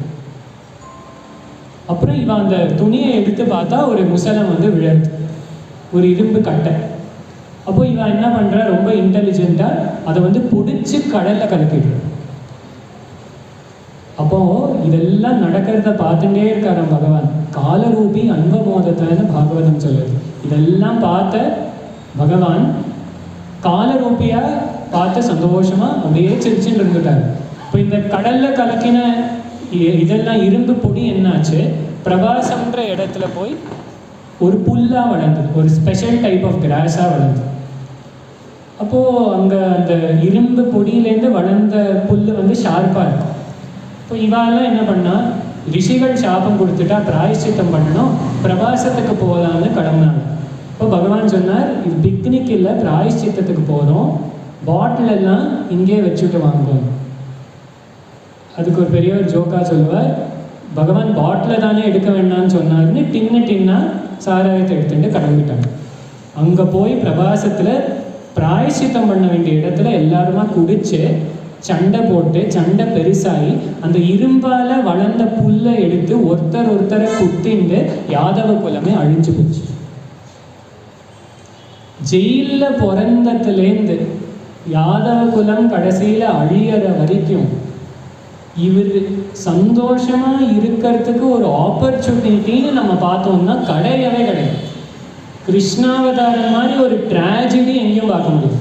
அவ்வளோ கஷ்டம்.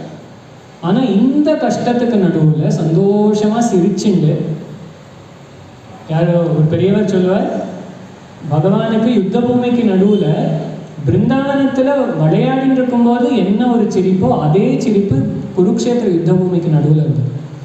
அதனால தான் ஸ்திதிக்ஷஸ்வ பாரத, நீ தாங்கிக்கோன்னு சொல்கிறாரே பகவான். நம்ம கேட்டோம்னா உங்களுக்கு என்ன நீங்கள் சொல்லிடுவாரு, அவர் வாழ்க்கையை பார்த்தா தெரியும் அவர் எவ்வளோ தாங்கின்னு இருக்கார். ராமர் சொல்கிறார், ராமோஸ்மி சகலம் சகே, ராமனா வந்து பிறந்துட்டேனே எல்லாத்தையும் நான் தாங்கிக்கிறேன். அப்படி சில விஷயங்கள் வேற வழி கிடையாது, நீ தாங்கி தான் ஆகணும். யாரோ இப்போ செத்து போயிட்டா, காலமாயிட்டா, என்ன பண்ண முடியும், தாங்கிட்டு தான் ஆகணும். ஜாதஸ்ய ஹி த்ருவோ மிருத்யுஹு த்ருவம் ஜன்ம மிருதஸ்ய ச தஸ்மாதபரிஹார்யேர்த்தே நத்வம் சோசித்தும் அர்ஹசி. பகவான் சொல்ற, பிறந்தா செத்து போய் தான் ஆகணும், செத்து போனால் பிறந்து தான் ஆகணும். தஸ்மாத் அபரிஹாரியத்தை, இதுக்கு ஒரு பரிகாரமும் கிடையாதுப்பா. நத்வம் சோசித்தும் அர்ஹசி, யுத்த பூமிக்கு நடுவில் சொல்லிட்டு இருக்கார். என்ன நீ சாவெல்லாம் பார்த்து பயப்படு, இங்கே உட்காந்து ஈஸியாக சொல்லிடுவோம் நம்ம. யுத்த பூமிக்கு நடுவில் சொல்ற சாவை பார்த்தெல்லாம் பயப்படுறீங்க நீ, நத்வம் சோசித்தும் அர்ஹசி, பயப்படாத. ஏன்னா பிறந்தா ஒரு நாள் செத்து தான் போகணும். நம்மளுக்கே ரொம்ப சர்வசாதாரணம். ஒபிச்சுவரி காலம் எல்லாம் ரொம்ப சாதாரணமாக படிச்சுடுறோம். யாராவது போயிட்டானா என்ன வருது, ஒரு ஃபோன் வரும், ஓ மாமா போயிட்டாடா, பாடி எப்போ எடுக்க போகிறேன், ஒரு நிமிஷத்தில் மாமா பாடி ஆயிடுச்சு. அவ்வளோதான், இந்த சரீரத்துக்கு அவ்வளோதான் முக்கியத்துவம். ஒரே நிமிஷத்தில் மாமா போயிட்டா பாடி எப்போ ஆற்றுக்கு, இல்லை ஹாஸ்பிட்டலில் போயிட்டால பாடி எப்போ ஆற்றுக்கு கொண்டு வர போகிறார். அப்போ இது பாடி தான் நம்மளுக்கே தெரியாது. இதை யார் உபதேசம் பண்ணுறான்னா பாகவதத்தில் ஹிரண்யகசிபு உபதேசம் பண்ணுறான். வராக சுவாமி ஹிரண்யாட்சனை வதம் பண்ண அப்புறம் அவள் அம்மா உட்காந்து அழுதுன்னு இருக்கான், என் புள்ள போயிட்டான், என் புள்ள போயிட்டான். அப்போ ஹிரண்யகசிபு பாகவதத்தில் யார் வேணா உபதேசம் பண்ணுவான். ஹிரண்யகசிபு உபதேசம் பண்ணுறான், என்னம்மா அழுதுன்னு இருக்க, உன் புள்ள தான் அங்கே படுத்து கிடக்கிறான். நீ அதுக்கு அந்த அம்மா சொல்கிற, இவன் இல்லைடா என்னோட புள்ள, இதுக்குள்ள ஒரு சைத்தன்யம் இருந்தது, ஒரு உயிர் இருந்தது, அந்த உயிர் தானே என் கூட இவ்வளோ நாளாக பேசிட்டு இருந்தது, இவ்வளோ நாளாக என் கூட பழகிட்டு இருந்தது, அந்த உயிரை காணும், இந்த சரீரம் மாத்திரம்தான் இருக்கு. இப்போ உயிர் வேற உடம்பு வேறன்றத அது உயிர் இருக்கும்போது பார்க்காம போன அப்புறம் பார்த்து என்ன பிரயோஜனம்? உயிர்ன்றது சிவம், அந்த சிவம் இருக்கிற வரைக்கும் தான் இது நடக்கும், எல்லாம் பண்ணும். சிவம் உள்ளேந்து போயாச்சுன்னா சவம் தான், வெறும் டெட் பாடி. ஒரு பெரியவர் சொல்லுவார், உலகத்திலே பெரிய ஆச்சரியம் என்னன்னா 4 பேர் தூக்கின்னு போக வேண்டிய பாடியை நம்ம தனியாக தூக்கின்னு நடந்துருக்கோம். ஏன்னா இது வெயிட் எவ்வளோன்னு பணத்தை தூக்கினவாளுக்கு தான் தெரியும். அதே அவளே அவளே காலால் நடந்து போயிட்டு இருந்தவாளை தூக்கிறதுக்கு 4 பேர் வேண்டியிருக்கு. ஏன்னா அதுக்கு டெட் வெயிட்னே சொல்லுவோம் இங்கிலீஷ். அப்போது அந்த பணத்து மேலே ஆசையை வைக்காது. பாகவதம் சொல்லுறது பரமேஸ்வரனோட மகத்துவத்தை சொல்லத்த. பரமேஸ்வரனோட மகத்துவம் யாருக்கு தெரியாதுன்னா, கஷ்யப பிரஜாபதி சொல்றார், ஸ்வபோஜனம் சுவாத்மதயோபலாலிதம். யாரு நாய்க்கு சாப்பாடாக கூடின இந்த சரீரத்தை நான் நினைச்சுட்டு வாழறாளோ, அதுக்கு மேக்கப் போட்டுட்டு வச்சுட்டு இருக்காளோ, அவளுக்கு என்னைக்குமே சிவனை புரிஞ்சுக்க முடியாது. இந்த மாதிரி இருக்கிற உபதேசத்தை பகவான் கொடுத்த உடனே அர்ஜுனனுக்கு ஒரு டவுட். நம்ம எல்லாருக்கும் வரக்கூடிய டவுட். சொல்லறதெல்லாம் கேட்கறதெல்லாம் பயங்கரமா நல்ல உயர்ந்த விஷயமா தான் இருக்கு. வாசாம்சி ஜீர்ணானி யதா விஹாய நவானி கிருண்ணாதி நரோபராணி ததா ஷரீராணி விஹாய ஜீர்ணான்யன்யானி சய்யாந்தி நவானி தேஹி. எப்படி நம்ம ஒரு துணியை பழசாகும் போது தூக்கி போட்டுட்டு புது துணி எடுத்து கட்டிக்கிறோமோ, அதே மாதிரி இந்த சரீரம் பழசானா இந்த உள்ள இருக்கிற ஜீவன் இந்த சரீரத்தை தூக்கி போட்டுட்டு இன்னொரு சரீரத்தை எடுத்துக்கும். இப்போ நம்ம ஒருத்தரோட வயசை பார்த்து அவளை ட்ரீட் பண்ணுறதும் துணியை நம்ம எப்படி ட்ரீட் பண்ணுறோன்றதுலே தெரியும். முதல்ல துணி புதுசாக இருக்கும்போது எப்படி பார்த்து அலமாரியில் வச்சுட்டு மஞ்சள் எல்லாம் தேய்ச்சி அழுக்கு படாமல் உட்காரத ஏதாவது கரை இருக்கான்னு பார்த்து உட்காரணும். அப்படியே தான் குழந்தைய பார்த்துக்கணும். குழந்தைய ரொம்ப பத்திரமாக ஜாகிரதையாக பார்த்துக்கணும். அதே கொஞ்சம் பழசாக ஆக ஆக என்ன ஆகுது, இந்த குழந்தை ஒரு வயசுக்கு மேலே ஆயாச்சுன்னா சரி என்னவோ பண்ணிக்கோன்னு விட்டுடணும். துணியும் அதே மாதிரி தான். முதல்ல ரொம்ப பத்திரமா அதை வாஷிங் மிஷினில் மற்ற துணியோடு போடாமல் தனியாக கையில் துவைச்செல்லாம் பண்ணுறோம். இதுக்கப்புறம் கொஞ்ச நாள் ஆயாச்சுன்னா இது பழசாயாச்சுன்னு வாஷிங் மிஷினில் மற்ற துணியோடு போடுறோம். இன்னும் கொஞ்ச நாள் கூட ஆச்சு இது வெளியில் போடுறதுக்கு இனிமேல் அன்ஃபிட், டிமோஷன். அதனால இனிமேல் இது ஆற்றுக்க போட்டுக்கிற துணி ஆயிடுச்சு. அப்புறம் ஆற்றுக்கு போட்டுக்கிற துணியிலேருந்து என்ன ஆயிடுச்சு, அடுத்தது டேபிள் துடைக்கிற துணி ஆயிடுச்சு. டேபிள்லேருந்து தரைக்கு வரும், சாணாச்சுருணையாக வரும். அதுக்கப்புறம் ஓட்டையாக எல்லா பக்கமும் ஓட்டையாகி கடைசியில் அதை தூக்கி போட்டுரும். அப்போது நிறைய பேர் என்ன கம்ப்ளைண்ட் பண்ணுறா, வயசாகிட்டு என்னை யாரும் கண்டுக்கவே மாட்டேங்கிறாங்க. அதுக்கு பதில் இதுதான், யாரும் புது துணியும் சாணாச்சுருணையும் ஒரே அலமாரியில் வைக்க மாட்டாங்க. கேட்கறதுக்கு கஷ்டமாக இருக்கலாம், இருக்கிறத தான் சொல்லுது. இந்த சரீரத்துக்கும் ஒரு நாள் வயசாகும், இது ஒன்றும் தப்பிக்க போகிறது சொன்னதுனால. அப்போது அந்த துணி பழசாயாச்சுன்னு தெரிஞ்ச அப்புறம் ஏன் அதை அவ்வளோ பிடிச்சிக்கணும்? பழைய என்னைக்கோ ஒரு நாள் கிழிஞ்சு போக போகிற துணி, ஆல்ரெடி அங்கங்கே ஓட்டையெல்லாம் இருக்குது, அங்கங்கே கிழிஞ்சு போக போகிற துணி. இந்த துணியை பிடிச்சிருந்தா இவ்வளோ கஷ்டப்படணும், இந்த துணியை பார்த்துக்கிறதுக்காக இவ்வளோ கஷ்டப்படணும். அதுதான் பகவான் சொல்றார், இந்த ஞானம். இந்த ஞானத்தை தவிர வேற வழி கிடையாதுன்னு உபனிஷத் திருப்பி சொல்றது. இந்த ஞானத்தை அடையிறது தவிர வேற வழி கிடையாது. நம்ம பண்ண வேண்டியது ஒன்றும் கிடையாது, தெரிஞ்சுக்க வேண்டியது. சரணாகதி கூட பண்ண வேண்டிய ஒரு விஷயம் கிடையாது, தெரிஞ்சுக்க வேண்டிய ஒரு விஷயம். நம்ம என்ன நினச்சிக்கிறோம்னா, பகவானுக்கு சரணாகதி பண்ணுறேன். சரணாகதினா என்ன? நான் இது வரைக்கும் சரணாகதி பண்ணியிருக்கல, இன்னைக்கு நான் சரணாகதி பண்ணிட்டேன், அதனால இன்னையிலேருந்து என்ன பகவான் பார்த்துப்பார். சரி, இன்னைக்கு சரணாகதி பண்ணோம், இன்னையிலேருந்து பகவான் நம்மளை பார்த்துக்கிறார். இன்னைக்கு வரைக்கும் யார் பார்த்துங்க? நேற்றுக்கு நம்மளை யார் பார்த்துங்க? முந்தா நேற்றுக்கு நம்மளை யார் பார்த்துங்க? அப்போது நம்ம சரணாகதி பண்ணுறதுனால பகவான், நம்ம என்னென்னா பகவான் ஏதோ தூங்கின்னு இருக்கார், நான் போய் சரணாகதி பண்ணி பகவானை எழுப்பி விட்டு என்னை பார்த்துக்கிறதுன்னு ஒரு வேலை இருக்குது, நீங்கள் அதை பண்ணணுன்னு ஞாபகப்படுத்துகிற மாதிரி பேசிட்டு இருக்கோம். ஆனால் வாஸ்தவத்தில் என்னன்னா, பகவான் தான் நம்மளை பார்த்துட்டு இருக்கார். இன்றைக்கும் சரி, முன்னாடியும் சரி, அப்புறமும் சரி, பகவான் தான் நம்மளை பார்த்துட்டு இருக்கார், பகவான் தான் நம்மளை பார்த்துக்க போகிறார் என்று தெரிஞ்சுக்கிறது தான் சரணாகதி. தான் இதுக்கு சாங்கிய யோகம்னு பேர். தெரிஞ்சுக்கிறது வேண்டாம், ஆத்மாவை தெரிஞ்சுக்கணும். ஆத்மாவா அரே திரஷ்டவியா, ஸ்ரோதவியோ, மந்தவியோ, நிதித்தியாசித்தவியா. அதே இந்த யாக்ஞவல்கிய மைத்ரேயி சம்வாதத்தில் தான் வரும். இதுக்கு ஸ்ருங்கேரி ஆச்சாரியர் மகாசன்னிதானம் ஒரு கதை சொல்லுவார். இந்த கம்பீரமான உபதேசத்தை சொல்லி கொடுத்துருக்காரு. அந்த ஆத்மனஸ்து காமாய சர்வம் பிரியம் பவதி. ஆத்மானால தான் எல்லாத்துக்கிட்டையும் பிரியம் வருது. ஆனால் இந்த கதை எங்கே ஆரம்பிச்சது? யாக்ஞவல்கியர் காட்டுக்கு போக போகிறார், அவர் 2 பொண்டாட்டிகிட்டேருந்தும் அந்த இதை பிரித்து கொடுக்கணும் அப்படின்ற இடத்துல தான் ஆரம்பிக்கிறார். போய் யாரோ ஒருத்தர் எனக்கு வேதாந்த சிரவணம் பண்ணணும்னு ஆச்சாரியர்கிட்ட வந்தார். சரி, நீ வேதாந்த சிரவணம் பண்ணு அப்படின்னு ஆச்சாரியனும் அனுகிரகம் பண்ணியிருக்கார். ஆச்சாரியன் அனுகிரக பாஷணம் பண்ணப்போ தூர உட்காந்து கேட்டிருக்காரு. இந்த கதையும் அந்த ஆத்ம தத்துவத்தையும் ஆச்சாரியர் விஸ்தாரமாக சொல்லின்னு வந்திருக்கு. நீ கீதைன்றதுனால அந்த விஷயத்துக்குள்ளே ரொம்ப போகல, ஆனால் ரொம்ப அழகான பிரதாரண்யக உபனிஷத்தோட ஹிருதயம், கம்பீரமான ஞானோபதேசம், நம்ம நிஜமாக நம்மளோட ஸ்வரூபம் என்ன அப்படின்னு காட்டி கொடுக்கக்கூடிய ஒரு விஷயம். அதை உபதேசம் பண்ணிருக்கு. அதுக்கப்புறம் இவர் வந்தார். சரி, இன்னைக்கு என்ன கற்றுண்டேன் நீங்கன்னு கேட்டால், சுவாமிகளே நான் இன்னைக்கு என்ன கற்றுண்டேன்னா, யாக்ஞவல்கியருக்கு 2 பொண்டாட்டின்னு கற்றுண்டேன். இப்படியெல்லாம் வேதாந்த சிரவணம் பண்ணால் பலிக்காது, இப்படி பகவத்கீதை கேட்டால் பலிக்காது. கிருஷ்ணருக்கு 16,008 பொண்டாட்டியா? அந்த 8 பேரோட பேர் என்ன? அர்ஜுனனுக்கு எவ்வளோ பொண்டாட்டி? அர்ஜுனனோட புள்ள பேர் என்ன? பேரம் பேர் என்ன? இந்த மாதிரி எல்லாரையும் ஸ்கேன் எடுக்கிறோம். பகவானையே நம்ம என்ன பண்ணுறோம்னா, பகவானை நம்மளுக்கு பார்க்க தெரியாது. பகவானை நம்மளை எப்படி பார்த்துக்கிறோமோ அப்படி தான் பார்க்கணும்னு ஆசைப்படும். யாரையாவது பார்த்தா என்ன கேட்போம்? உங்கள் பேர் என்னன்னு கேட்போம். அதனால பகவானுக்கும் ஒரு பேர் தேவைப்படுது. எந்த ஊருன்னு கேட்போம். அதனால பகவானுக்கும் ஒரு ஊர் தேவைப்படுது. கைலாசத்தில் இருக்கார், வைகுண்டத்தில் இருக்கார். பகவானை கைலாசத்தையோ வைகுண்டத்தையோ பூட்டி வைக்கிறதுக்கு நம்மளுக்கு அதிகாரம் கிடையாது.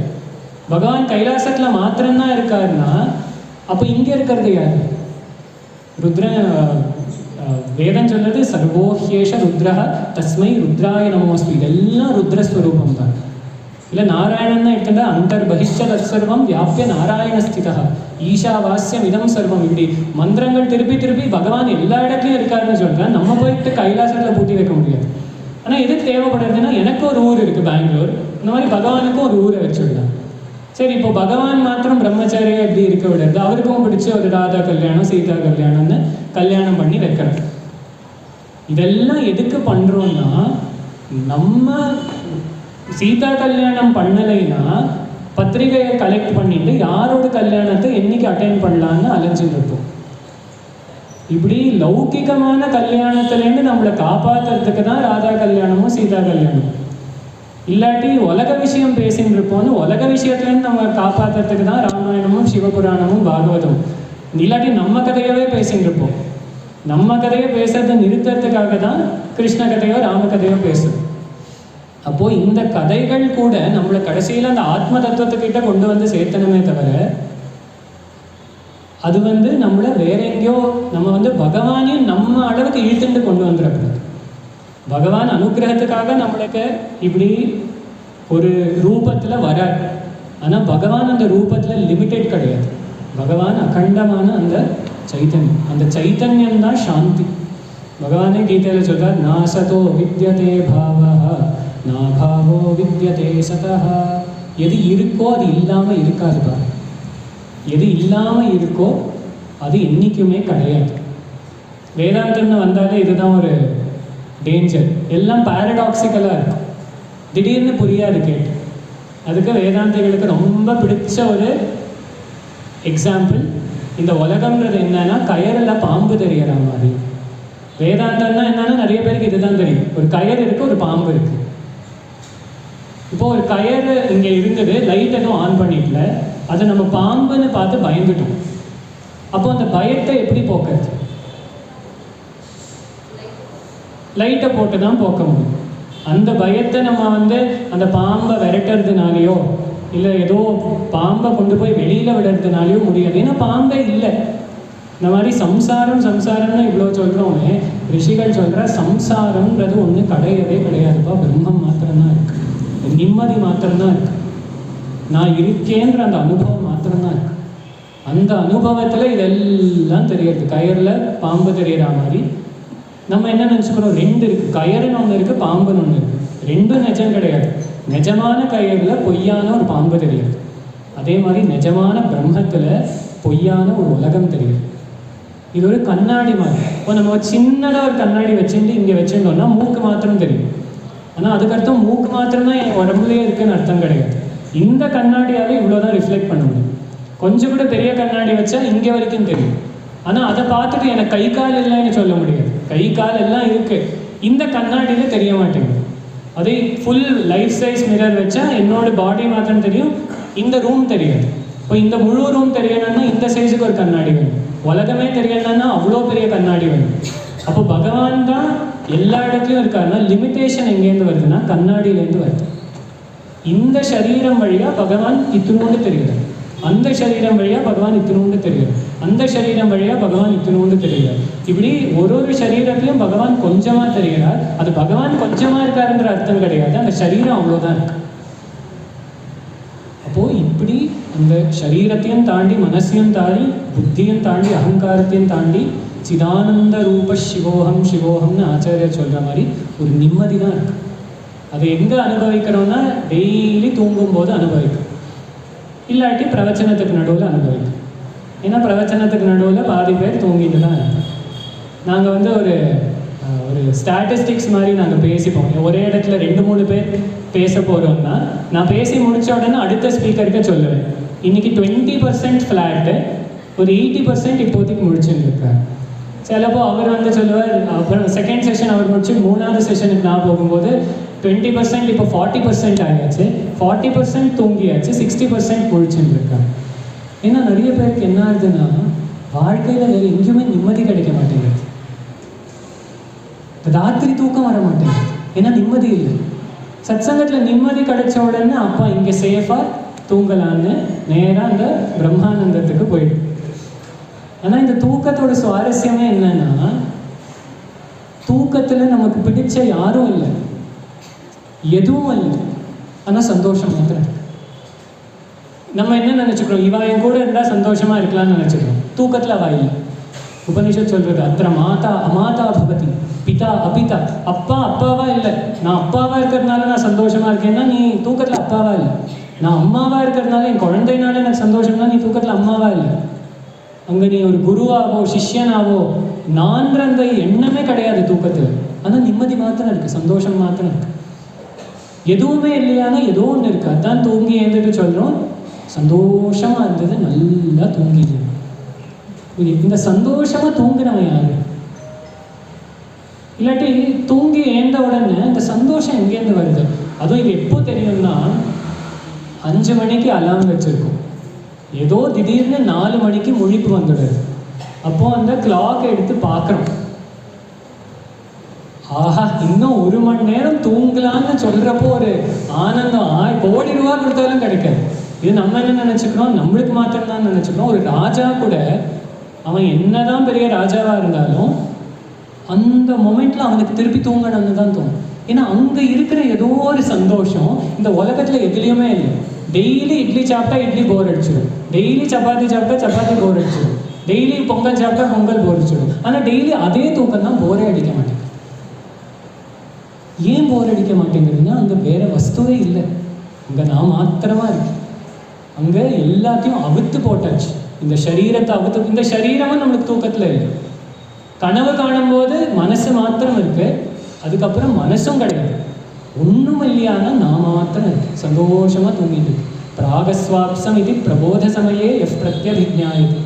அந்த நான் இருக்கேன்ற அனுபவத்தில் ஒரு டிவிஷனும் கிடையாது. என்னோட தூக்கத்துக்கும் உங்களோட தூக்கத்துக்கும் வித்தியாசம் கிடையாது, என்னோட தூக்கத்துக்கும் ஒரு கொசுவோட தூக்கத்துக்கோ கூட வித்தியாசம் கிடையாது. எல்லாரும் அதுவாக தான் இருக்கும். நம்ம தூக்கத்தில் எந்த நிம்மதி நம்மளுக்கு இருந்ததோ இப்போவும் அந்த நிம்மதி நம்மளுக்கு இருக்கு. ஆனால் ஏன் நம்மளால் அந்த நிம்மதியை அனுபவிக்க முடியறது இல்லைன்னா, இப்போ நம்ம நிறைய விஷயங்களை அது மேலே ஏற்றி வச்சுருக்கோம். என்னத்தெல்லாமோ பார்க்குறோம், என்னத்தெல்லாமோ கேட்குறோம். நம்ம இதெல்லாம் கேட்டால் நான் சந்தோஷமாக இருப்பேன்னு நினச்சிக்கிறோம். ஆனால் இதுதான் நம்ம சந்தோஷத்தை கெடுத்துன்னு இருக்கு. நம்ம தூக்கத்தில் இருந்த சந்தோஷத்தை இதெல்லாமா சேர்ந்து கெடுத்துன்னு இருக்கு.